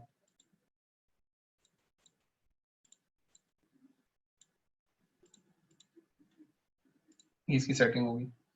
अब अगर मैं चाहूंगा ये स्कीम मेरी बाकी चार्ट्स पर भी अप्लाई हो जाए तो मैं क्या करूंगा? यानी इसमें सिर्फ कलर स्कीम ही नहीं होती, इसमें हम इंडिकेटर्स भी, जो आने वाले वेबिनार्स में हम आपको बताएंगे इंडिकेटर के साथ आपको कैसे काम करना है, वो भी ऐड कर लेंगे। तो हम सबका एक टेम्पलेट सेव कर सकते हैं। राइट क्लिक करके सेव टेम्पलेट किया और टेम्पलेट सेव हो गया। उसी टेम्पलेट एक नाम दे देंगे उसे, और उस नाम को जब दोबारा अप्लाई करेंगे तो सारी सेटिंग ऑटोमेटिकली वही हो जाएगी जो हम चाहते हैं। फॉर एग्जांपल यहाँ पे मैंने बार कलर्स, ये मैंने ऑलरेडी डिफाइन किया हुआ है। इस तरह आप टेम्पलेट के साथ काम करेंगे।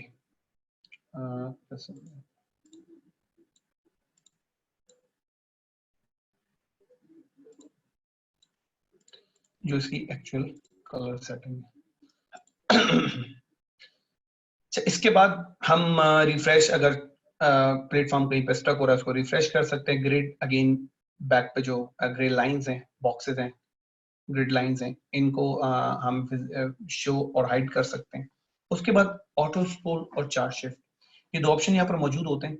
ये ऑप्शन करते क्या है? अगर मैं चार्ट शिफ्ट को यूज करूँ, ऑटो चार्ट शिफ्ट को यूज करूँ तो आप देख रहे हैं एक ब्लैंक स्पेस आ जाता है। ऐसे होता क्या है कि राइट एज पे प्राइस चल रही होती है, उसको बहुत मैं इजीली एनालाइज कर सकता हूँ। अगर मैं इसको ऑफ कर दूं तो देखिए वो बिल्कुल क्लोज हो जाता है उससे, और ये हमारे पास स्क्रोल है, राइट, ऑटो स्क्रोल। इससे होता क्या है कि जब ये ऑन रहेगा तो प्राइस चार्ट, जैसे जैसे प्राइस इंफॉर्मेशन, नई प्राइस इंफॉर्मेशन ऐड हो रही है, चार्ट आगे बढ़ता रहेगा।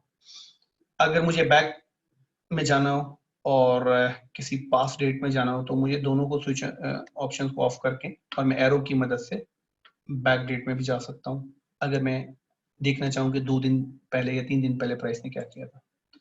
उसका जूम इन जूम आउट के ऑप्शन है, और प्रॉपर्टीज, ये मैं ऑलरेडी आपको डिस्कस कर चुका हूँ। ये कुछ ऑप्शंस हैं जो आगे आने वाले वेबिनार्स में हम इस्तेमाल करेंगे।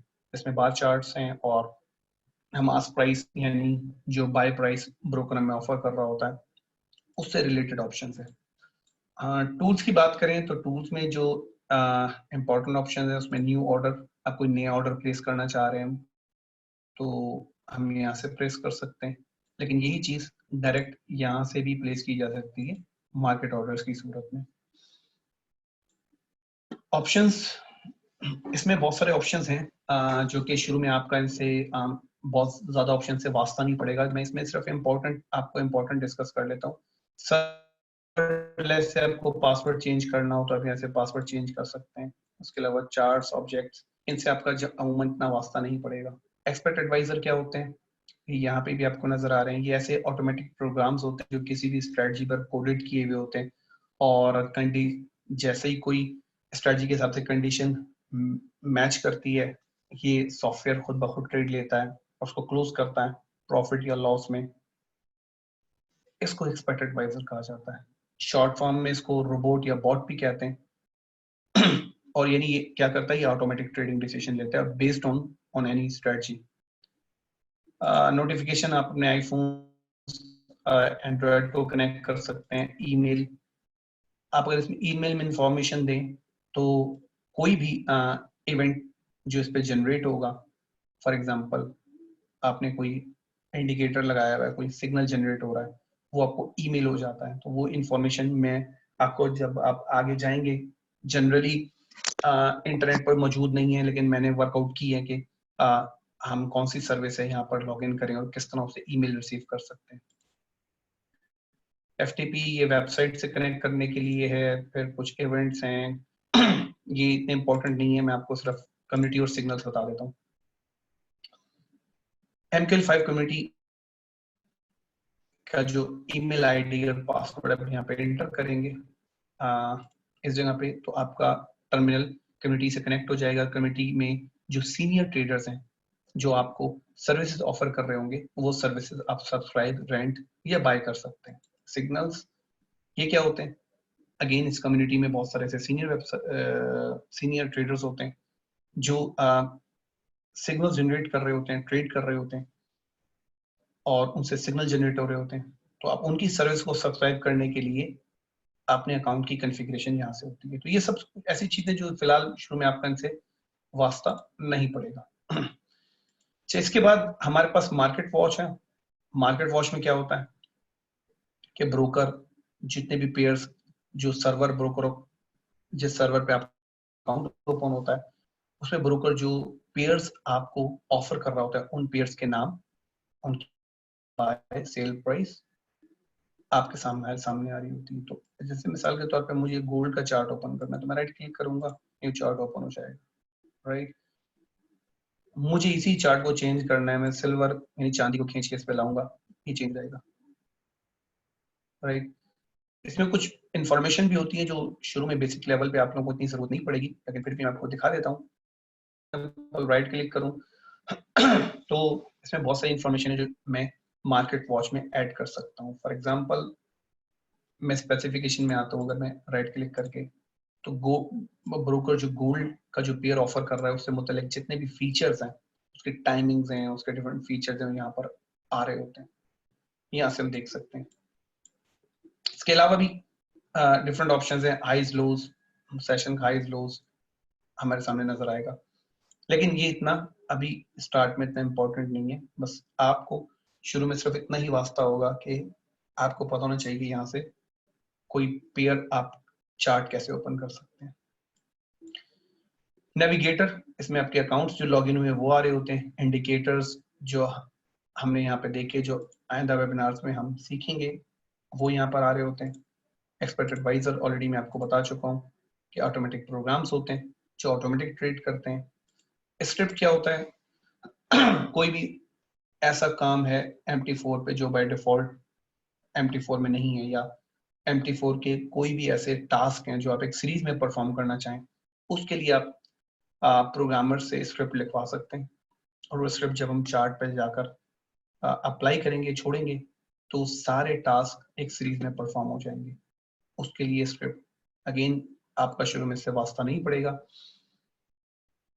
इसके बाद नीचे हमारे पास टर्मिनल मौजूद है। ट्रेड, मैं कोई भी अगर ट्रेड यहाँ पर लगाऊंगा, यहाँ पे ये चलना शुरू हो जाएगी। फॉर एग्जांपल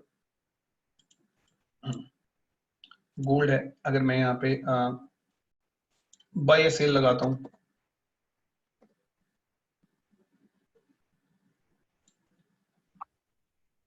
अभी आज संडे है ना, मार्केट क्लोज है, सो इसलिए ऑर्डर नहीं पिक करेगी। लेकिन जहां पर जो भी हमारी ट्रेड्स चल रही होती हैं वो यहाँ पे हमें नजर आ रही होती है।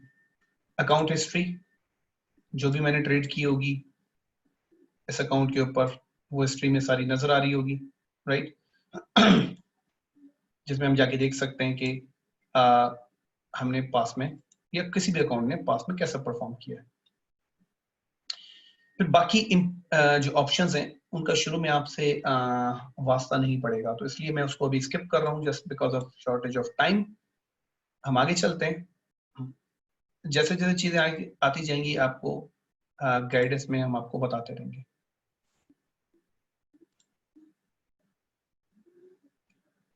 हाँ, नजर आना शुरू। अच्छा, पेयर्स कौन कौन से होते हैं इसमें? ये 7 करेंसीज तो मैंने आपको बता दी। इसके अलावा भी करेंसीज होती हैं जिसमें डॉलर नहीं होता, और फॉर एग्जांपल जैसे यूरो जीबीपी के अगेंस्ट, यूरो जेपीवाई के अगेंस्ट, यूरो सीएचएफ के अगेंस्ट, ये सारी मौजूद होती है। अच्छा सुनिए, इसके अलावा पाउंड के पेयर्स होते हैं। आपको ये नजर आ रहे होंगे पाउंड के 5 पेयर, और अगर हम 2 को मिला लें तो 7 हो जाएंगे। इसी तरह जैपनीज येन के 4 पेयर हैं, अगर इन 3 को मिला लें तो 7 पेयर हो जाएंगे। तो तकरीबन हर मेजर करेंसी एक दूसरे के अगेंस्ट 7 पेयर बनाती है। ये टोटल 28 पेयर है। इनके अलावा और क्या ट्रेड हो रहा होता है? कमोडिटीज। कमोडिटीज जिसको हम उर्दू में जिन्स की मार्केट कहते हैं, इसमें जो काबिल जिक्र कमोडिटीज हैं, गोल्ड ट्रेड हो रहा होता है। गोल्ड अभी आपने चार्ट भी देखा, तो जो प्राइस नजर आ रही होती है वो दर हकीकत कितनी क्वांटिटी की होती है, 1 ट्रॉय आउंस ट्रेड हो रहा होता है इसमें, जो कि 31.1 ग्राम का होता है। इसी तरह सिल्वर भी ट्रेड हो रहा होता है, उसकी भी क्वांटिटी 1 आउंस ट्रेड हो रही होती है। और काबिल जिक्र कमोडिटी ऑयल, राइट। आपने इसको WTI के नाम से भी पिछले दिनों बड़ा 2-4 दिन पहले बड़ा हॉट टॉपिक बना हुआ था। वेस्ट टेक्सास इंटरमीडिएट कहलाता है। इसकी क्वांटिटी 1 बैरल ट्रेड हो रही होती है, जो कि 158.987 लीटर यानी 159 लीटर की क्वांटिटी होती है जो ट्रेड हो रही होती है इंटरनेशनल मार्केट में। ये पेयर्स हैं।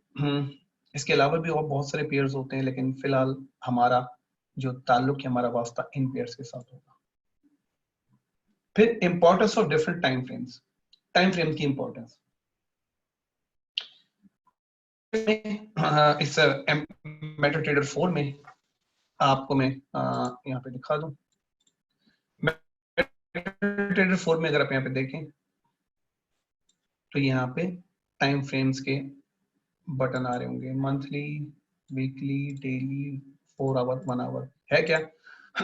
मंथली टाइम फ्रेम बार या हर कैंडल हमें 1 महीने की information show, price information show कर रही होती है, जिसमें वो महीना जब शुरू हुआ तो प्राइस कहाँ पे थी, खत्म हुआ तो प्राइस कहाँ पे थी, उस महीने में प्राइस ज्यादा कितना ऊपर गई है, ज्यादा कितना नीचे आई। ये भी हम 4 टाइप में डिस्कस करते हैं। फिलहाल आपको टाइम फ्रेम्स के बारे में बताता हूँ। टाइम फ्रेम्स की अहमियत, बहुत से लोग जो ट्रेड कर रहे होते हैं उन्हें टाइम फ्रेम की अहमियत का एहसास नहीं होता कि टाइम फ्रेम होता क्या है या किस तरह हमारी ट्रेडिंग में हम इसे यूज करते हैं। सो बजाय ट्रेडिंग की सिनेरियो में समझाने के लिए मैं अगर आपको हट के एक एग्जांपल दूं, फॉर एग्जांपल आप कोई चलता हुआ बिजनेस लाइक डिपार्टमेंटल स्टोर आप बाय करना चाहते हैं या कोई रनिंग बिजनेस बाय करना चाहते हैं। आप कभी भी ऐसा नहीं करेंगे कि एक दिन की उसकी परफॉर्मेंस देख के आप ये डिसीजन ले लें कि मुझे बाय करना है। बल्कि आप क्या करेंगे, जैसे आप कोई डिपार्टमेंटल स्टोर बाय करना चाह रहे हैं,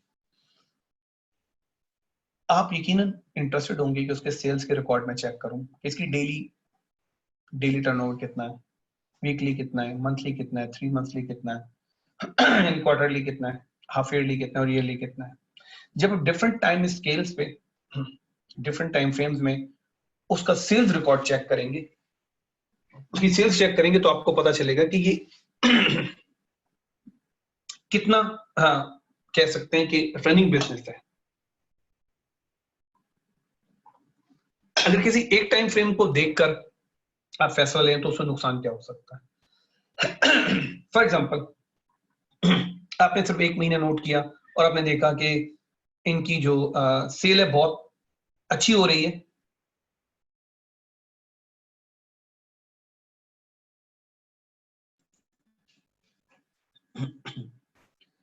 जस्ट 1 मिनट।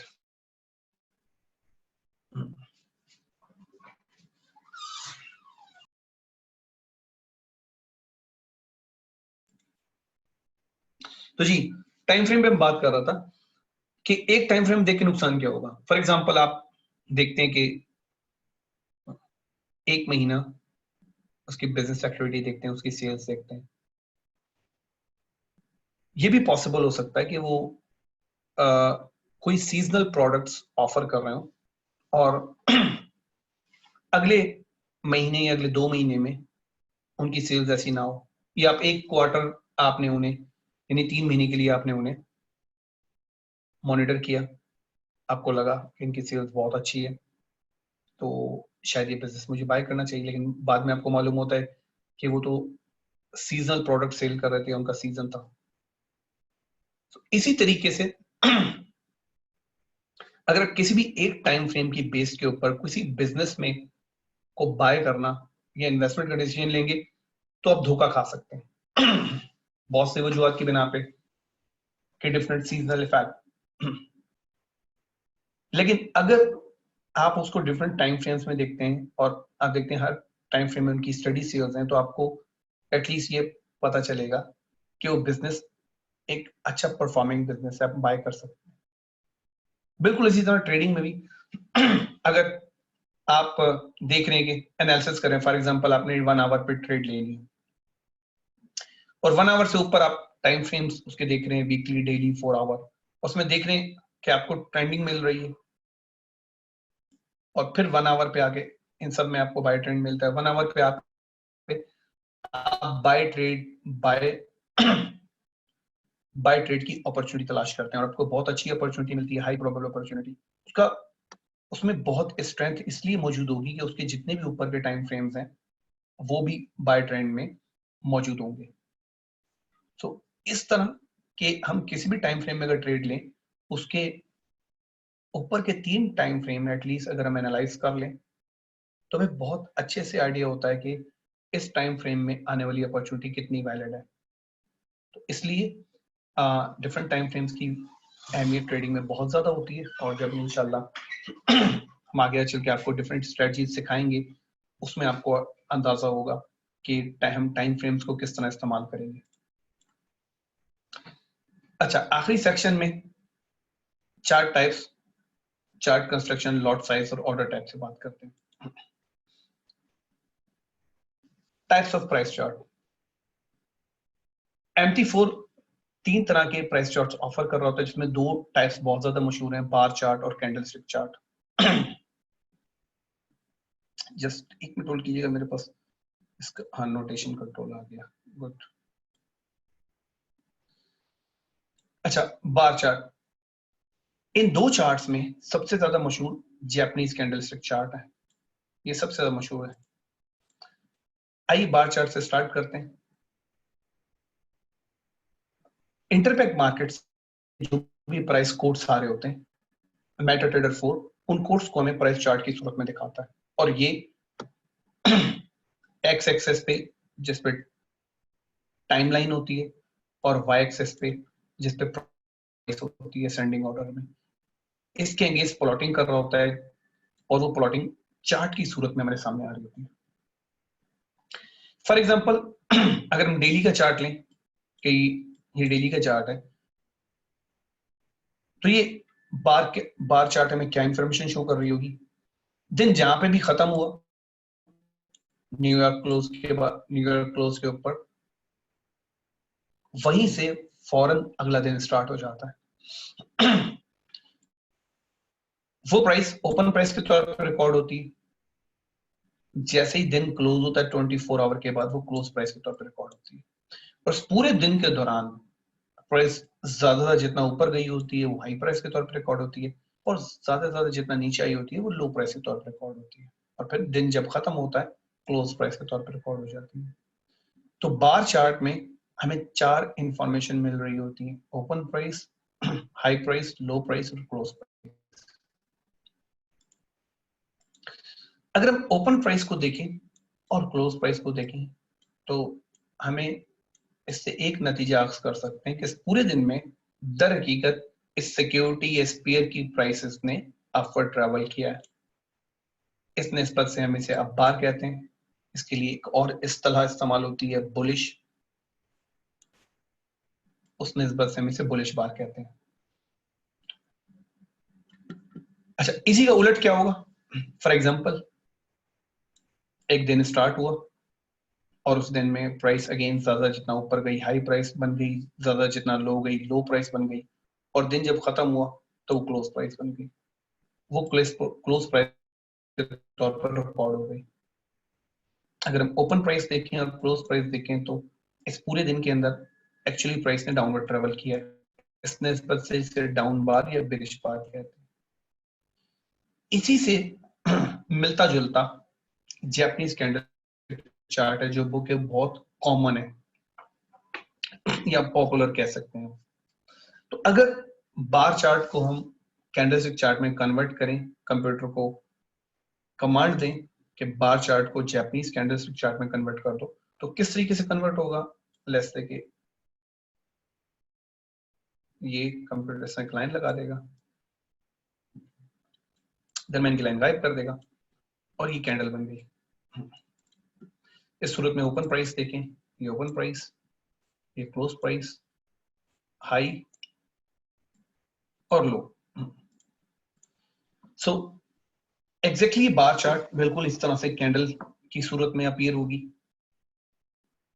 अगर इसका कलर व्हाइट है दैट मींस प्राइस ने, दैट मींस के कैंडल का बॉटम पार्ट ओपन प्राइस है, टॉप पार्ट क्लोज प्राइस है और प्राइस ने इस पूरे दिन अपवर्ड ट्रेवल किया है। इसके ऊपर आपको जो छोटी छोटी स्टिक नजर आ रही होंगी, इनको कैंडल कैंडल शेडो कहा जाता है। टॉप हाई प्राइस को शो करता है, बॉटम लो प्राइस को। अगर इस कैंडल कलर ब्लैक होगा तो इसके ओपन और क्लोज बदल जाएंगे, यानी ओपन ऊपर होगा, क्लोज नीचे होगा। यानी ये डिपेक्ट कर रही होगी कि प्राइस ने एक्चुअली डाउनवर्ड ट्रेवल किया है, ओपन प्राइस। तो कैंडल चार्ट भी जैसे मैंने बताया, अगर मैं बार चार्ट को कैंडल में बदलूं तो किस तरह बदलूंगा? मैं यहाँ क्लिक करूंगा, यहाँ गया और मैंने इसको फिल कर दिया अंदर से, तो ये एक डार्क कैंडल बन गई। तीसरा जो चार्ट टाइप होता है उसको लाइन चार्ट कहते हैं, वो ज्यादा इस्तेमाल नहीं होता। हम इसमें सबसे ज्यादा हमने पूरी ट्रेनिंग में जापानीज कैंडलस्टिक यूज करेंगे। चार्ट कंस्ट्रक्शंस, चार्ट जो हमें नजर आ रहा होता है उस पर क्या क्या इंफॉर्मेशन नजर आ रही होती है वो मैं आपको यहाँ पे बता दूं। चार्ट में सबसे ऊपर लेफ्ट में हमें पेयर, उसका टाइम फ्रेम, फिर ओपन, हाई, लो, क्लोज प्राइस नजर आ रही होती है। ये कौन सी होती है? ये जो लास्ट बार बन रही होती है ना, इसकी इंफॉर्मेशन यहाँ पर आ रही होती है, ओपन, हाई, लो, क्लोज, जो लास्ट बार बन रही होती है।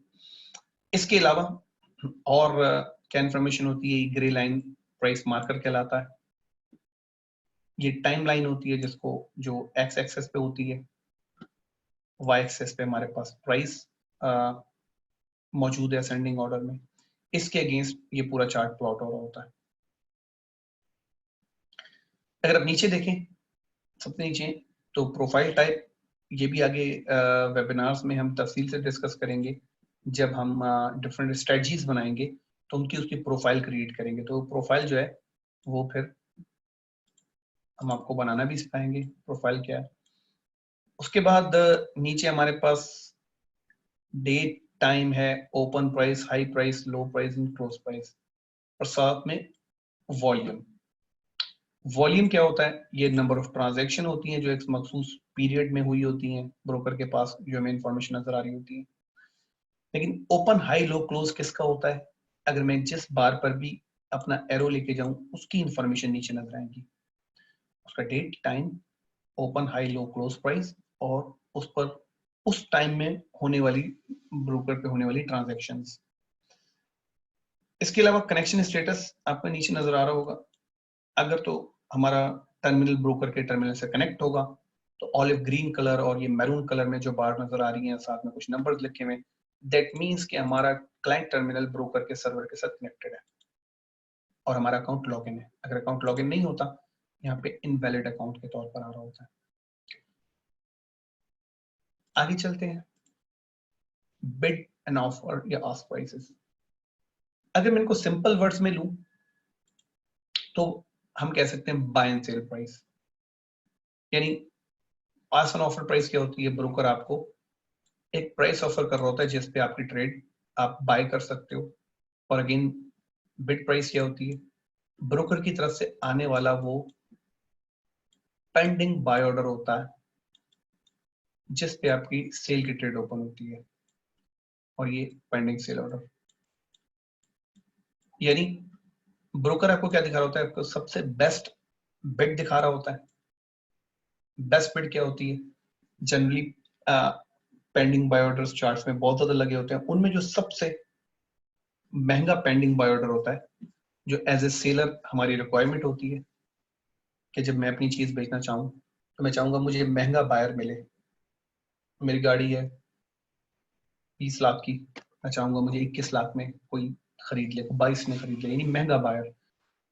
तो चार्ट पर मौजूद जितने भी पेंडिंग बायर्स होते हैं उनमें ब्रोकर आपको सबसे बेहतरीन या सबसे महंगा पेंडिंग बाय ऑर्डर दिखा रहा होता है जिसको बिड प्राइस कहते हैं, और आपकी सेल ट्रेड यहाँ ओपन होती है। इसी तरह चार्ट में मौजूद सबसे जो सेलिंग ऑर्डर्स होते हैं उनमें सबसे सस्ता सेलिंग ऑर्डर हमें वो आस्क प्राइस की सूरत में दिखा रहा होता है जहाँ पे हमारी ट्रेड बाय होती है।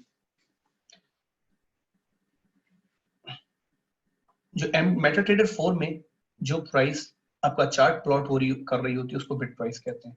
तो दर हकीकत होता क्या, इसमें दो प्राइसेस चल रही होती हैं। अमूमन अमूमन ट्रेडर्स क्या कर रहे होते हैं, मैं आपको यहाँ पे दिखा भी देता हूँ।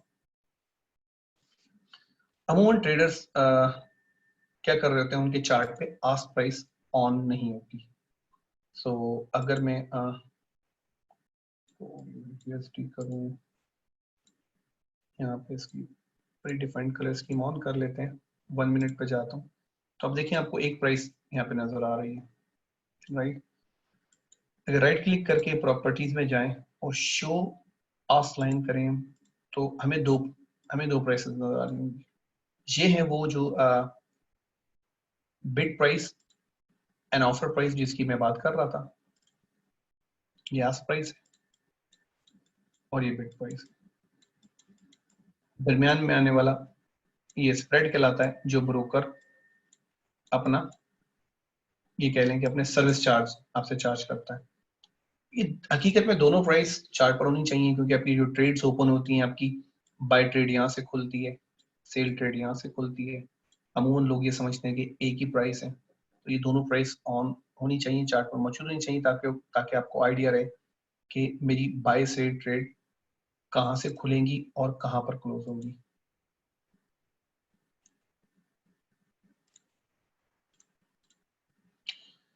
फिर हम आते हैं लॉट साइज पे। लॉट साइज जब भी ट्रेड हम की जाती है ना, तो ट्रेड का जो है वो लॉट साइज के हिसाब से ट्रेड की जाती है। यानी सिंपली अगर 1.1 लिखा हुआ नजर आ रहा है इसका ये, और बटन दबा दें तो इसका ये मतलब नहीं होगा $1, बल्कि अगर 1 लिखा आ रहा है तो एक्चुअली इसका मतलब होता है 1 standard lot, right. 1 standard lot अगर आपको टर्मिनल पे 1.00 लिखा हुआ नजर आ रहा है, that means 1 standard lot. 1 standard lot is equal to $10, right. अच्छा, अगर 0.1 लिखा रहा होगा, that means 1 mini lot and it's equal to $1। अगर 0.01 लिखा रहा होगा, that equals to micro lot, it is equal to 10 cent, यानी 10 सेंट के बराबर है। तो अगर हम एक स्टैंडर्ड लॉट ट्रेड करते हैं तो यूनिट ऑफ करेंसीज कितने ट्रेड हो रहे होते हैं इंटरबैंक, ये इंटरबैंक मार्केट में जितने यूनिट करेंसी की यूनिट ट्रेड हो रहे होंगे, यानी जो मनी पावर होगी वो ये होगी। अगर एक मिनी लॉट से ट्रेड कर रहे हैं तो आप कितने यूनिट ट्रेड कर रहे हैं, इंटरबैंक मार्केट के अंदर, और 0.01 से अगर आप ट्रेड कर रहे हैं तो 1000 जो है करेंसी के यूनिट्स आप ट्रेड कर रहे हैं। अच्छा, एक स्टैंडर्ड लॉट $10 की होती है। ये कौन से पेयर्स में? ये उन पेयर्स में जिनमें डॉलर ट्रम या कोट करेंसी होता है। फॉर एग्जांपल मैं बात कर रहा हूँ यूरो यूएसडी की, मैं बात कर रहा हूँ जीबीपी यूएसडी की, मैं बात कर रहा हूँ यूएसडी जेपीवाई की, और मैं बात कर रहा हूँ सॉरी नहीं, my apologies, euro USD, pound USD, AUD USD, NZD USD, ये 4 पेयर जिसमें डॉलर ट्रम या कोट करेंसी है। उसमें लॉट साइज की कैलकुलेशन सिंपल है। लेकिन जब डॉलर बेस करेंसी हो जाता है, मिसाल के तौर पे कौन कौन से पेयर, हम यूएसडी जेपीवाई की बात करते हैं, यूएसडी सीएचएफ की बात करते हैं, यूएसडी सीएचएफ और यूएसडी कैट की बात करते हैं, तो इनमें डॉलर बेस करेंसी है।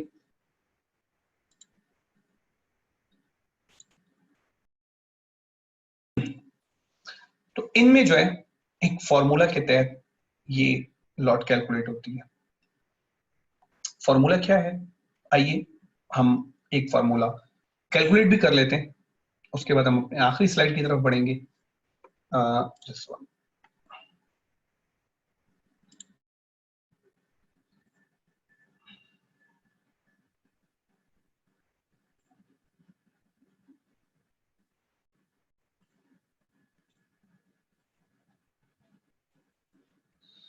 फॉर एग्जाम्पल आपको सीन नजर आ रही होगी। अब हम स्टैंडर्ड लॉट कैलकुलेट करते हैं यूएसडी जेपीवाई पे। फॉर्मूला क्या है? फॉर्मूला जो है ये दिया है, यानी decimal point divided by current exchange rate multiplied by 100,000। अगर इसको मैं 10,000 करूंगा तो इसकी कैलकुलेशन हो जाएगी, अगर मैं इसको 1000 करूंगा तो इसकी कैलकुलेशन हो जाएगी। लेकिन अगर मैं इसे 1 लाख पे रखूंगा तो हम स्टैंडर्ड लॉट कैलकुलेट कर रहे हैं। तो आइए हम दो कैलकुलेट भी कर लेते हैं ताकि हमें इसका अच्छे से आइडिया भी हो जाए।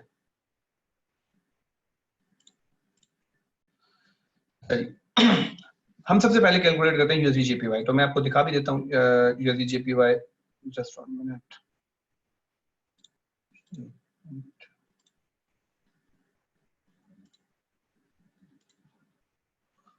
अच्छा, हम कैलकुलेट करते हैं यूएसडी जेपीवाई को, ठीक है।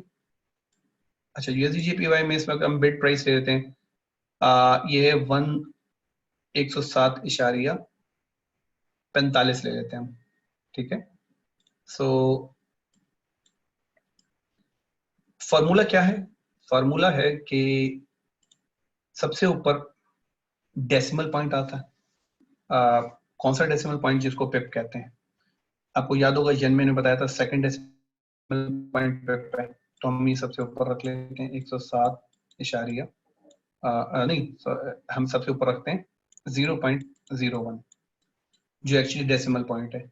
नीचे एक्सचेंज रेट आ गया और इसको हम मल्टीप्लाई कर देते हैं 100,000 के साथ। हमारा जो है वो स्टैंडर्ड लॉट कैलकुलेट होके आ जाएगी। कैसे, आइए देखते हैं। 0.01 divided by 107.45 multiplied by 100,000, हमारे पास आ रही है 9.3, यानी $9.30 की स्टैंडर्ड लॉट लगेगी जब हम 1.00 हम जो है वो लॉट लगाएंगे। अच्छा, इसी को अगर हम थोड़ा सा चेंज कर लें और यूएसडी स्विच कर लें, तो बस हम फार्मूला में चेंजिंग क्या करेंगे, सब चेंजिंग इतनी करेंगे कि हम जो है वो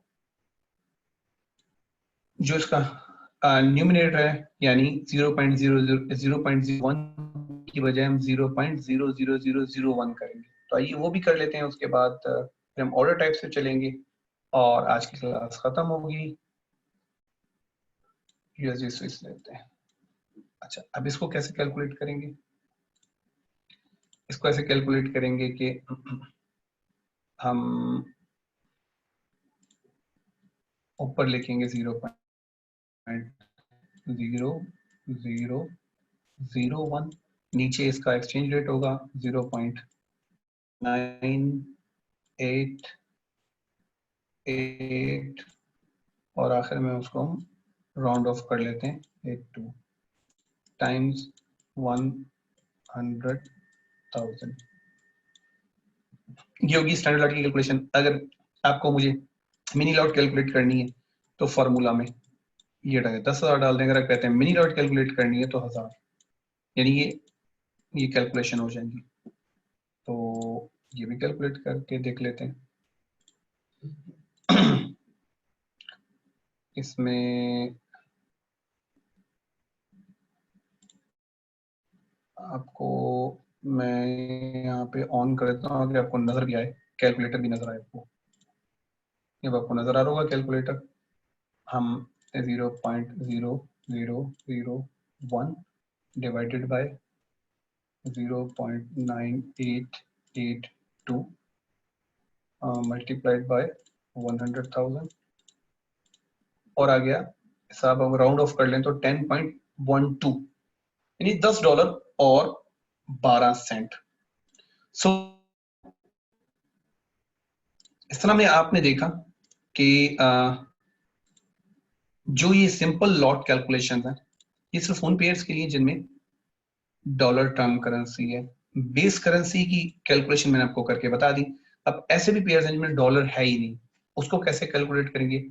उसमें ही एक्सचेंज रेट डबल आएगा, यानी मिसाल के तौर पे AUD NZD को करेंगे तो AUD USD का करंट एक्सचेंज रेट आएगा, NZD USD का करंट एक्सचेंज रेट आएगा और बाकी फार्मूला ऐसे ही रहेगा। उससे फिर उन दोनों की लॉट कैलकुलेट होगी जो एक्चुअली हम ट्रेडिंग के वक्त इस्तेमाल करते हैं।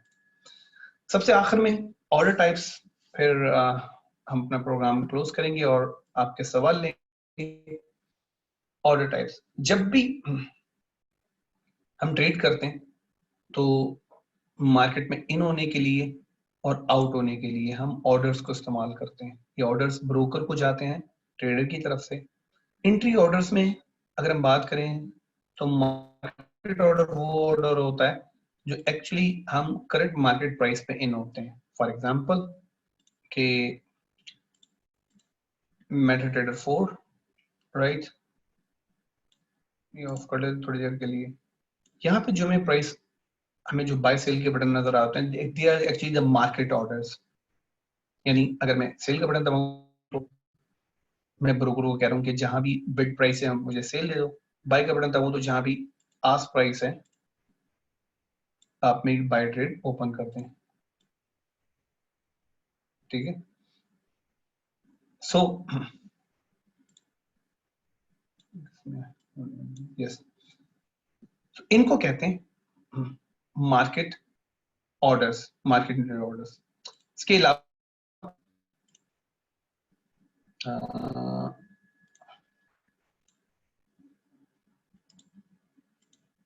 यस, इसके अलावा और कितने टाइप के ऑर्डर्स होते हैं?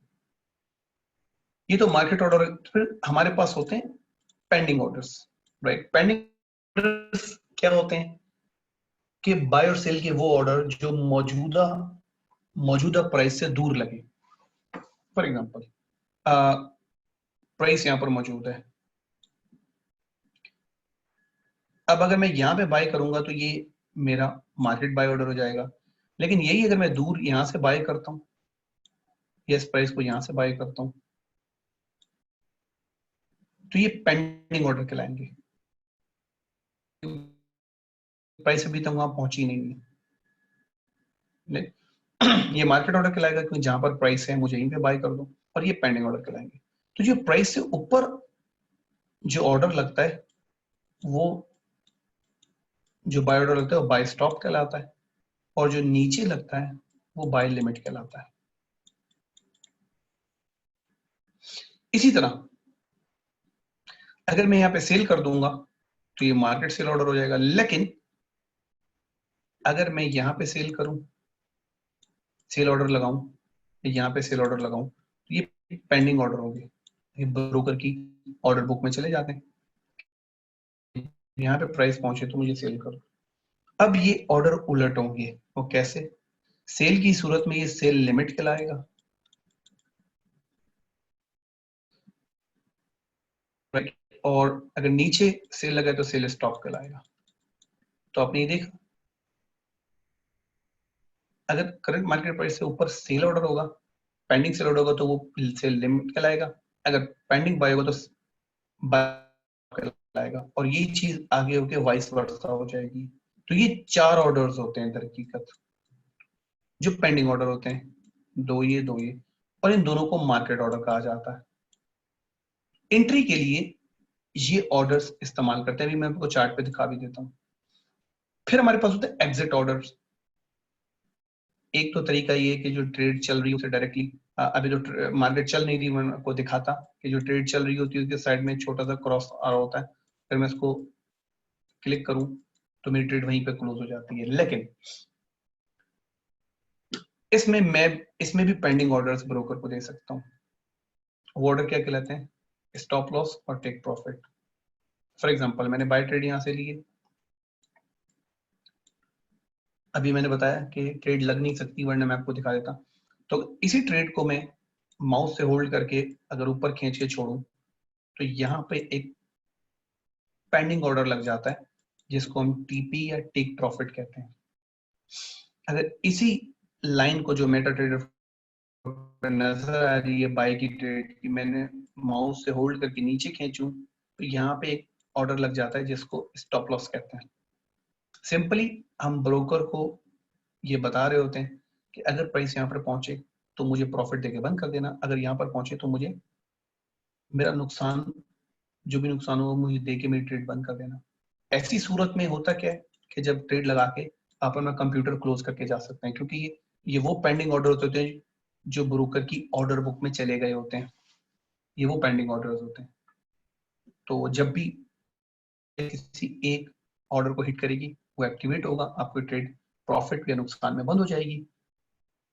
इनका फायदा ये होता है कि हम ट्रेड लगा के और कंप्यूटर से दूर जा सकते हैं, बंद कर सकते हैं, क्योंकि ये ऑर्डर फिर ब्रोकर की बुक में चले जाते हैं, राइट। सो ये थे हमारे ऑर्डर्स, मैं आपको दिखा भी देता हूँ। उसके बाद हमारी एक्सरसाइज होगी। फॉर एग्जांपल ये चार्ट है, मैं यहाँ लगा देता हूँ, ठीक है। अगर मैं इससे ऊपर बाय ऑर्डर लगाना चाहूँ, मुझे राइट क्लिक करूंगा, ट्रेडिंग के ऑप्शन में जाऊंगा तो ऑटोमेटिकली वो बाय सेलेक्ट करेगा। अगर मैं सेल लगाना चाहूंगा तो ऑटोमेटिकली सेल लिमिट सेलेक्ट करेगा। यानी लिमिट लगना है या स्टॉप लगना है, मेटाट्रेडर 4 खुद सेलेक्ट कर लेगा, आपको याद रखने की जरूरत नहीं। सिमिलरली अगर मैं यहाँ पर क्लिक करके करूँ तो अब सेल जो लिमिट था वो स्टॉप में बदल गया और बाय जो स्टॉप था वो लिमिट में बदल गया। यानी हमारी एंट्री ऑर्डर खुद मेटाट्रेडर 4 सेलेक्ट कर लेता है। आखिरी चीज जो मैं आपको अभी नहीं बता सकता, ट्रेड चल नहीं रही, कि ट्रेड को अगर पकड़ के आप ऊपर ड्रैग करें और उसी को नीचे ड्रैग करें तो अगर ट्रेड होगी तो ऊपर टीपी और नीचे एसएल लग जाएगा, और इसी तरह अगर सेल ट्रेड होगी तो ऊपर एसएल और नीचे टीपी लग जाएगा। अच्छा, आज के लिए इतना ही। मैं आपकी एक्सरसाइज बता देता हूँ जो इस वेबिनार को आप अगर ये एक्सरसाइज करेंगे और कल हमारे एक्सपर्ट्स मौजूद होंगे और आप उनमें से कोई भी चीज पूछ सकते हैं। आप अपना लर्न एंड ट्रेड का पोर्टल यूज करते हुए आप अपना डेमो क्रिएट करें, मेटाट्रेडर 4 को डाउनलोड करें, कंप्यूटर में इंस्टॉल करें, डिफरेंट प्राइस चार्ट्स ओपन करें। ये मैंने आपको बता दिया कैसे ओपन करते हैं, मैंने आपको करके भी दिखा दिया आपको। फॉर एग्जांपल यहाँ पे जाके कोई भी प्राइस चार्ट पर राइट क्लिक करें और चार्ट विंडो करें, उसकी नई विंडो ओपन हो जाएगी। इस सूरत में आप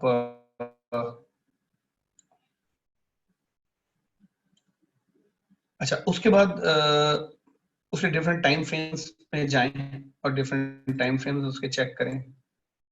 टेम्पलेट मैंने आपको बताया, कलर स्कीम उसका चेंज करें। प्रोफाइल्स, क्योंकि अभी थोड़ा सा ये ज्यादा थोड़ा सा एडवांस हो जाएगा, तो जब हम स्ट्रेटजीज में जाएंगे तो प्रोफाइल का मैं सही इस्तेमाल उस वक्त सिखाऊंगा आपको। तो अभी आप सिर्फ टेम्पलेट्स उस पर अप्लाई कर सकते हैं। आस्क प्राइस ऐड करें जो मैंने राइट क्लिक करके की थी। Entry order, market buy sell लगाएं, पेंडिंग बाय पेंडिंग सेल लगाएं, डिफरेंट लॉट साइजेस के साथ लगाएं ताकि आपको आइडिया हो कि अगर ट्रेड आपके फेवर में जा रही है और या अगेंस्ट जा रही है तो प्राइस कैसे कैलकुलेट कर रही है लॉट साइज को। SLTP लगाएं और फिर डिफरेंट टाइम फ्रेम में प्राइस की फॉर्मेशन को चेक करें। तो ये एक एक्सरसाइज है जिससे जब आप करेंगे कुछ चीजें समझ में आएंगी, कुछ समझ में नहीं आएंगी, और आप हमारे एक्सपर्ट से बात कर सकते हैं, पूछ सकते हैं, हेल्प ले सकते हैं। आज का अपना यहीं पे खत्म हुआ। अब आपके सवाल ले लेते हैं। मैं माइक ऑन अभी इसलिए नहीं कर रहा क्योंकि फिर काफी माशाल्लाह बहुत सारे लोग ऑनलाइन हैं और एक ये मछली बाजार बन जाएगा। कोई सवाल हो आप लोगों का? आप में से कुछ लोगों ने ये वेबिनार ऑलरेडी अटेंड किया हुआ है, उनकी प्रैक्टिस भी है, तो आई नो, लेकिन फिर भी अगर कोई चीज ना समझ में आई हो आप सवाल पूछ सकते हैं।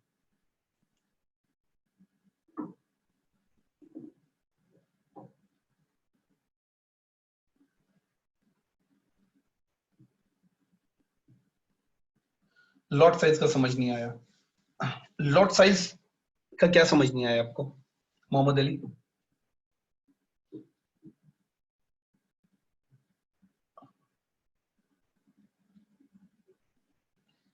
एक्चुअली इंटरनेट का ये था कि शायद सब लोग ऑनलाइन होते हैं अभी रमजान की वजह से, सारे दिन से ठीक चल रहा था, अभी रात में आके उसमें थोड़ा सा ड्रॉप आना शुरू हुआ।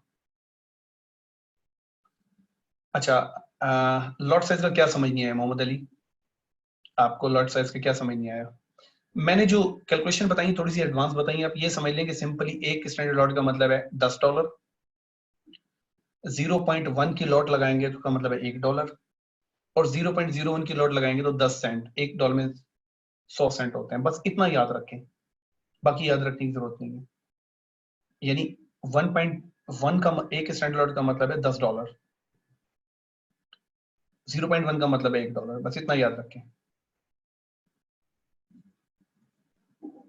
तो मैंने आपको बता तो रहा हूं, और हमको कैसे बताऊं मोहम्मद अली? एक स्टैंडर्ड लॉट में $10 इन्वेस्ट होंगे, $10 पर पिप। $1 में 10, एक स्टैंडर्ड लॉट में $10 पर पिप। 0.10 में $1 पर पिप होगा, और 0.01 में 10 सेंट होंगे। ठीक है? अच्छा, हमारी कितनी कितनी अपॉर्चुनिटी मार्केट में? बहुत अपॉर्चुनिटीज हैं, रिटेल ट्रेडर के लिए बहुत अपॉर्चुनिटीज होती हैं। अपॉर्चुनिटीज ही अपॉर्चुनिटीज है। मैंने आपको बताया मेरे बहुत सारे स्टूडेंट प्रोफेशनल्स बन चुके हैं, यानी वो उनको काम ही यही करते हैं और they are living a very good life. यदि जब ऊपर जाता है तो यूरो लाजमी डाउन जाएगा? नहीं, ये एक दोनों के अगेंस्ट होता है। अगर यूरो यूएसटी की बात कर रहा हूं ना, यूरो यूएसटी, तो इसका मतलब है दोनों एक दूसरे के अगेंस्ट, उनकी प्राइसेस में फर्क आ रहा है। अब यूरो ऊपर जा रहा है, इसका ये मतलब नहीं है वो यूरो ऊपर जा रहा है ना, तो इसका मतलब है यूरो यूएसडी पेयर में डॉलर कमजोर हो रहा है, बट इसका ये मतलब नहीं है फिर वो जेपीवाई के अगेंस्ट भी कमजोर हो रहा है। इसका ये मकसद नहीं है वो सीएचएफ के अगेंस्ट भी कमजोर हो रहा है। इसका सिर्फ ये मकसद है कि इस वक्त वो यूरो के अगेंस्ट कमजोर हो रहा है, तभी यूरो ऊपर जा रहा है। ऐसे समझ सकते। मोहम्मद अली समझ आ गया? गुड। सेल का कंसेप्ट समझा दें, विदाउट बाय। जब भी सेल आप कर रहे होते हैं ना, फॉर एग्जांपल मैं आपको यहाँ पे बताया, तो जब भी आप सेल कर रहे होते हैं, फॉर एग्जांपल कि यूरो यूएसडी का पेयर है, राइट?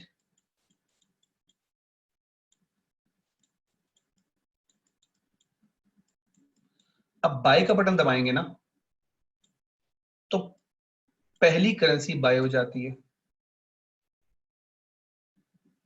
सेल का बटन दबाएंगे तो दूसरी करेंसी बाय हो जाती है। बस आसान सा कॉन्सेप्ट अगर मैं समझाऊं आपको, सेल का बटन दबाने से ये जो टर्म या कोड करेंसी ये बाय हो जाती है।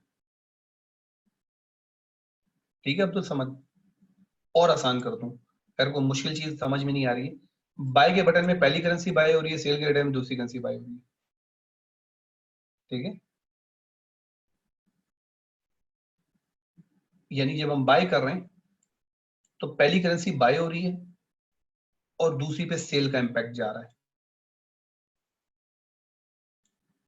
इसी तरह जब हम सेल का बटन दबाते हैं तो ये सेकंड वाली करेंसी बाय हो रही है और पहली पे सेल का इंपैक्ट जा रहा है, उल्टा जा रहा है।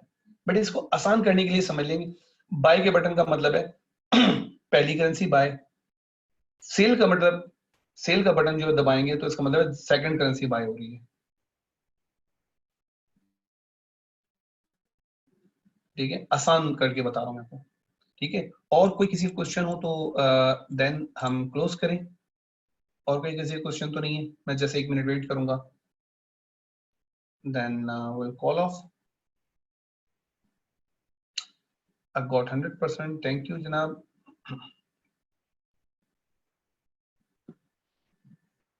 ओके जी, कोई सवाल नहीं है। Syed Faisal, thanks for being with us. और अब हम सेशन क्लोज करते हैं। Thanks Syed Faisal joining us, और थैंक्स एवरीवन जिन्होंने ज्वाइन किया। अब हम सेशन क्लोज करते हैं और फिर इंशाल्लाह कल का दिन जो है ना, आप लोग हसन हैदर से रब्ता कीजिएगा, जो हमारी टीम के मेंबर है। हसन हैदर जो ये सारे एक्चुअली आपके फर्स्ट कांटेक्ट पर्सन है, और आप उनसे रब्ता कर लीजिएगा। ग्रुप भी है हमारा, व्हाट्सएप ग्रुप भी मौजूद है, और उसमें आप रब्ता कर लीजिएगा कल के लिए कि आपको कोई भी चीज ना समझ में आ रही हो, हमारे एक्सपर्ट्स ऑनलाइन होंगे और आप उनके हेल्प ले सकते हैं। ठीक है, आप सबकी तशरीफ आवरी का बहुत बहुत शुक्रिया। फिर इंशाल्लाह अगली, अच्छा इसमें क्लास होगी हर दूसरे दिन, एक दिन का गैप रखा गया है। इसका मतलब है आज संडे को क्लास है तो अगली क्लास ट्यूसडे को होगी, फिर वेडनेसडे छोड़ के थर्सडे को होगी, तो हर एक दिन छोड़ के अगले दिन क्लास होगी। फिर कोशिश होगी कि ईद से पहले इंशाल्लाह कोर्स कंप्लीट करें ताकि आप लोग अपनी ट्रेडिंग स्टार्ट कर सकें। आपकी तशरीफ आवरी का बहुत शुक्रिया। फिर इंशाल्लाह हम मिलते हैं मंगल की रात 11 बजे। टेक केयर, अल्लाह हाफिज।